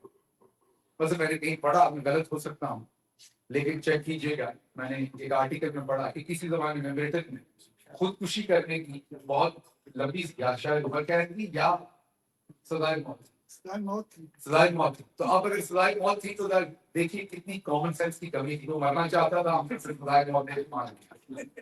तो आपको लॉ नहीं प्रवेश करेगा, कॉमन सेंस प्रवेश नहीं।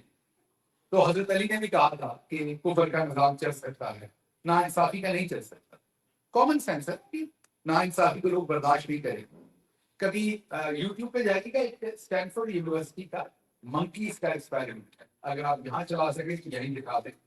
YouTube Stanford university monkey cucumber experiment लिखे। दो मंकीज हैं, एक को वो दोनों को टास्क है कि उन्होंने एक स्टोन वापस करना है और बदले में उन्हें कुकम्बर मिलेगा। वो देते हैं, स्टोन वापस करते हैं। दूसरी दफा एक मंकी को वो ग्रेप देते हैं और एक को कुकम्बर देते हैं।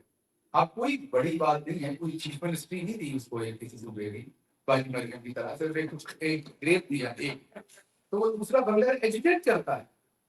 बिकॉज जो डिस्ट्रीब्यूटिव जस्टिस है वो आप नहीं कर रहे, जानवर भी इसको बर्दाश्त नहीं करता। तो हम क्योंकि कर रहे हैं 70 साल से, तो अब हमें ये भी नहीं पता चलता कि इंसाफ मैंने कहा गया। इंसाफ आपने खुद मुतय्यन करना है, उसके लिए आपने एक जस्ट सोसाइटी बनानी है। आपने सबसे पहले एक ऐसा सिस्टम डिजाइन करना है, वरना अगर आपको लगता है कि ये जो सुप्रीम कोर्ट में बैठे हुए लोग हैं इन्होंने आपको इंसाफ देना, तो इन्होंने तो भुट्टो को लटकाया था, इन बेचारों ने आपको क्या इंसाफ देना? ये तो नीचे से जूते सीधे करते हुए ऊपर तक मामला जहां तक पहुंचने वो आप सबको बताइए। जस्टिस अमीनुद्दीन साहब जो है उन्होंने खुद अपने फैसले में लिखा था, जो फैसला चौधरी साहब को पसंद नहीं था, तो उन्होंने जस्टिस अमीनुद्दीन साहब से लिखवाया था कि इलेक्शन कमीशन चाहे तो ये फैसला ना माने सुप्रीम कोर्ट का फैसला। ये उन्होंने लिख दिया। उनको लिखते हुए माजरत वो जस्टिस हैं, लेकिन उन्हें जरा शर्मिंदगी नहीं हुई। जज छोड़े अपने सफेद बाल की शर्मिंदगी, ये मैं क्या लिख रहा। तो अब जब आप नेम और शेम नहीं करेंगे, अगर आपकी यहाँ सोसाइटी में कोई बंदा ऐसे बंदे को होस्ट करता है, आप फिर भी उसके साथ इंटरेक्ट करेंगे, तो बाकी तो आप उसे कुछ, आप जब फॉर एग्जाम्पल जलील साहब ये सभी को बड़े पैसे देते हैं, सभी जगहों पर फंडिंग करते हैं। कल को आप जनाब ये किसी और चीज में भी फंडिंग ठोक दें जो आपको पसंद नहीं है, आप जलील साहब इसी तरह से जबकियां डालें, तो इनके लिए नॉर्मल लगेगा। लेकिन अगर आप इनसे एजुकेट करें मुहज़्ज़ब रहते हुए कि जलील साहब आप हर जगह फंडिंग देते हैं, ये गलत जगह है, यहाँ आपने नहीं देती, तो उनको एहसास हो गया कुछ तपश है।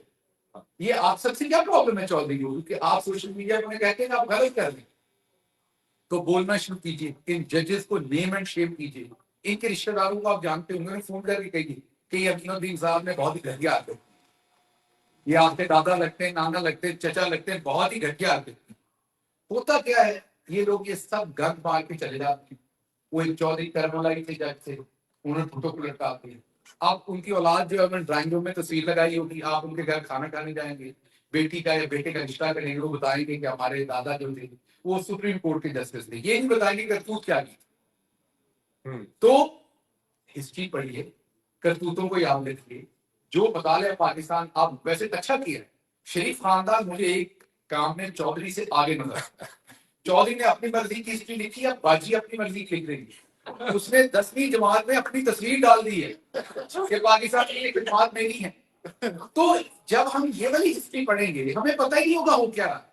آپ آج عمران خان کا آپ کا حق ہے کہ عمران خان کے تمام جو کئی دفعہ ڈاکٹر صاحب کئی ہماری حکومت کی ہوئی چیزوں کے اوپر تنقید کرتے ہیں, وجاہت کرتے ہیں, دیٹ از رائٹلی سو. میں آپ کو ایک داستان سنا دیتا ہوں, کوئی چھوٹا سا قصہ. ہم کھانا کھا رہے تھے ایک جگہ پر, ارشد شریف نے مجھے بلایا ہوا تھا. ارشد میرا بہت پرانا دوست تھا. تو اس نے اسی سیشن میں بیٹھ کے 2-3 دفعہ خان صاحب کے اوپر تنقید کر. میرا وہ بہت ہی بے تکلف دوست. وہاں پر رؤف کلاسر صاحب بھی بیٹھے تھے, خابر گھومن بیٹھے تھے, اور کچھ جرنلسٹ بیٹھے تھے. سارے ہم کلوز فرینڈ سے اکثر بیٹھا کرتے تھے. تو میں کیونکہ ان کا اسپوکس پرسن تھا, ایڈوائزر تھا, تو میں نے اسے کہا کہ میرے بیٹھے ہوئے تنقید مت کرو. تو وہ اپنی کرسی سے اٹھا, اس نے وہ کرسی اٹھا کے دیوار میں ماری, وہ کرسی ٹوٹ گئی. اتنا غصے میں آیا وہ ریسٹورینٹ بھی ہمارے پی ٹی آئی کے انصاری صاحب سے اٹھا تھا, اور پیسے اس کے ارشد نے دینے تھے کیونکہ ارشد آپ سے کبھی کھانا کھاتا نہیں تھا, وہ ہمیشہ کھانا کھلاتا. مطلب میں نے ارشد کو کبھی کسی سے کھانا کھاتے نہیں دیکھا, ہمیشہ ہی وڈ پے دا بل. اور وہ بڑ بڑ کرتا ہوا وہاں سے گاڑی میں بیٹھا اور چلا. تو میں نے ہنس کے, کیونکہ میرا وہ بڑا پیارا دوست تھا, تو میں نے پہلے تو کلاس میں کہا کہ لوگ کھانے کے پیسے ہمیں دینے پڑ گئے. پہلا مثال تو یہ ہوا. 5-6 دن کے بعد ہماری دوبارہ صبح ہوئی. تو اس نے مجھے سے ایک بات کہی کہ تم میرے دوست ہو, تم میرے فریڈم آف اسپیچ کے اوپر پابندی نہیں لگا سکتے. تو اس کو یہ بھی قبول نہیں تھا کہ اس کا کوئی اپنا دوست جس کے ویلیو سسٹم کو وہ سمجھتا تھا, کیونکہ ہم اکٹھے ہوتے ہیں, کہ میں اس کے فریڈم آف اسپیچ پہ پابندی نہیں لگا رہا, لیکن اسے یہ قبول نہیں تھا. لیکن ہم کیسی تماشبین قوم ہیں. اگر آج ارشد شریف ہوتا, آپ یقین کریں مجھے 4 لاکھ لوگوں نے دیکھ رہے ہو, 50 لاکھ لوگوں نے دیکھ رہے ہو.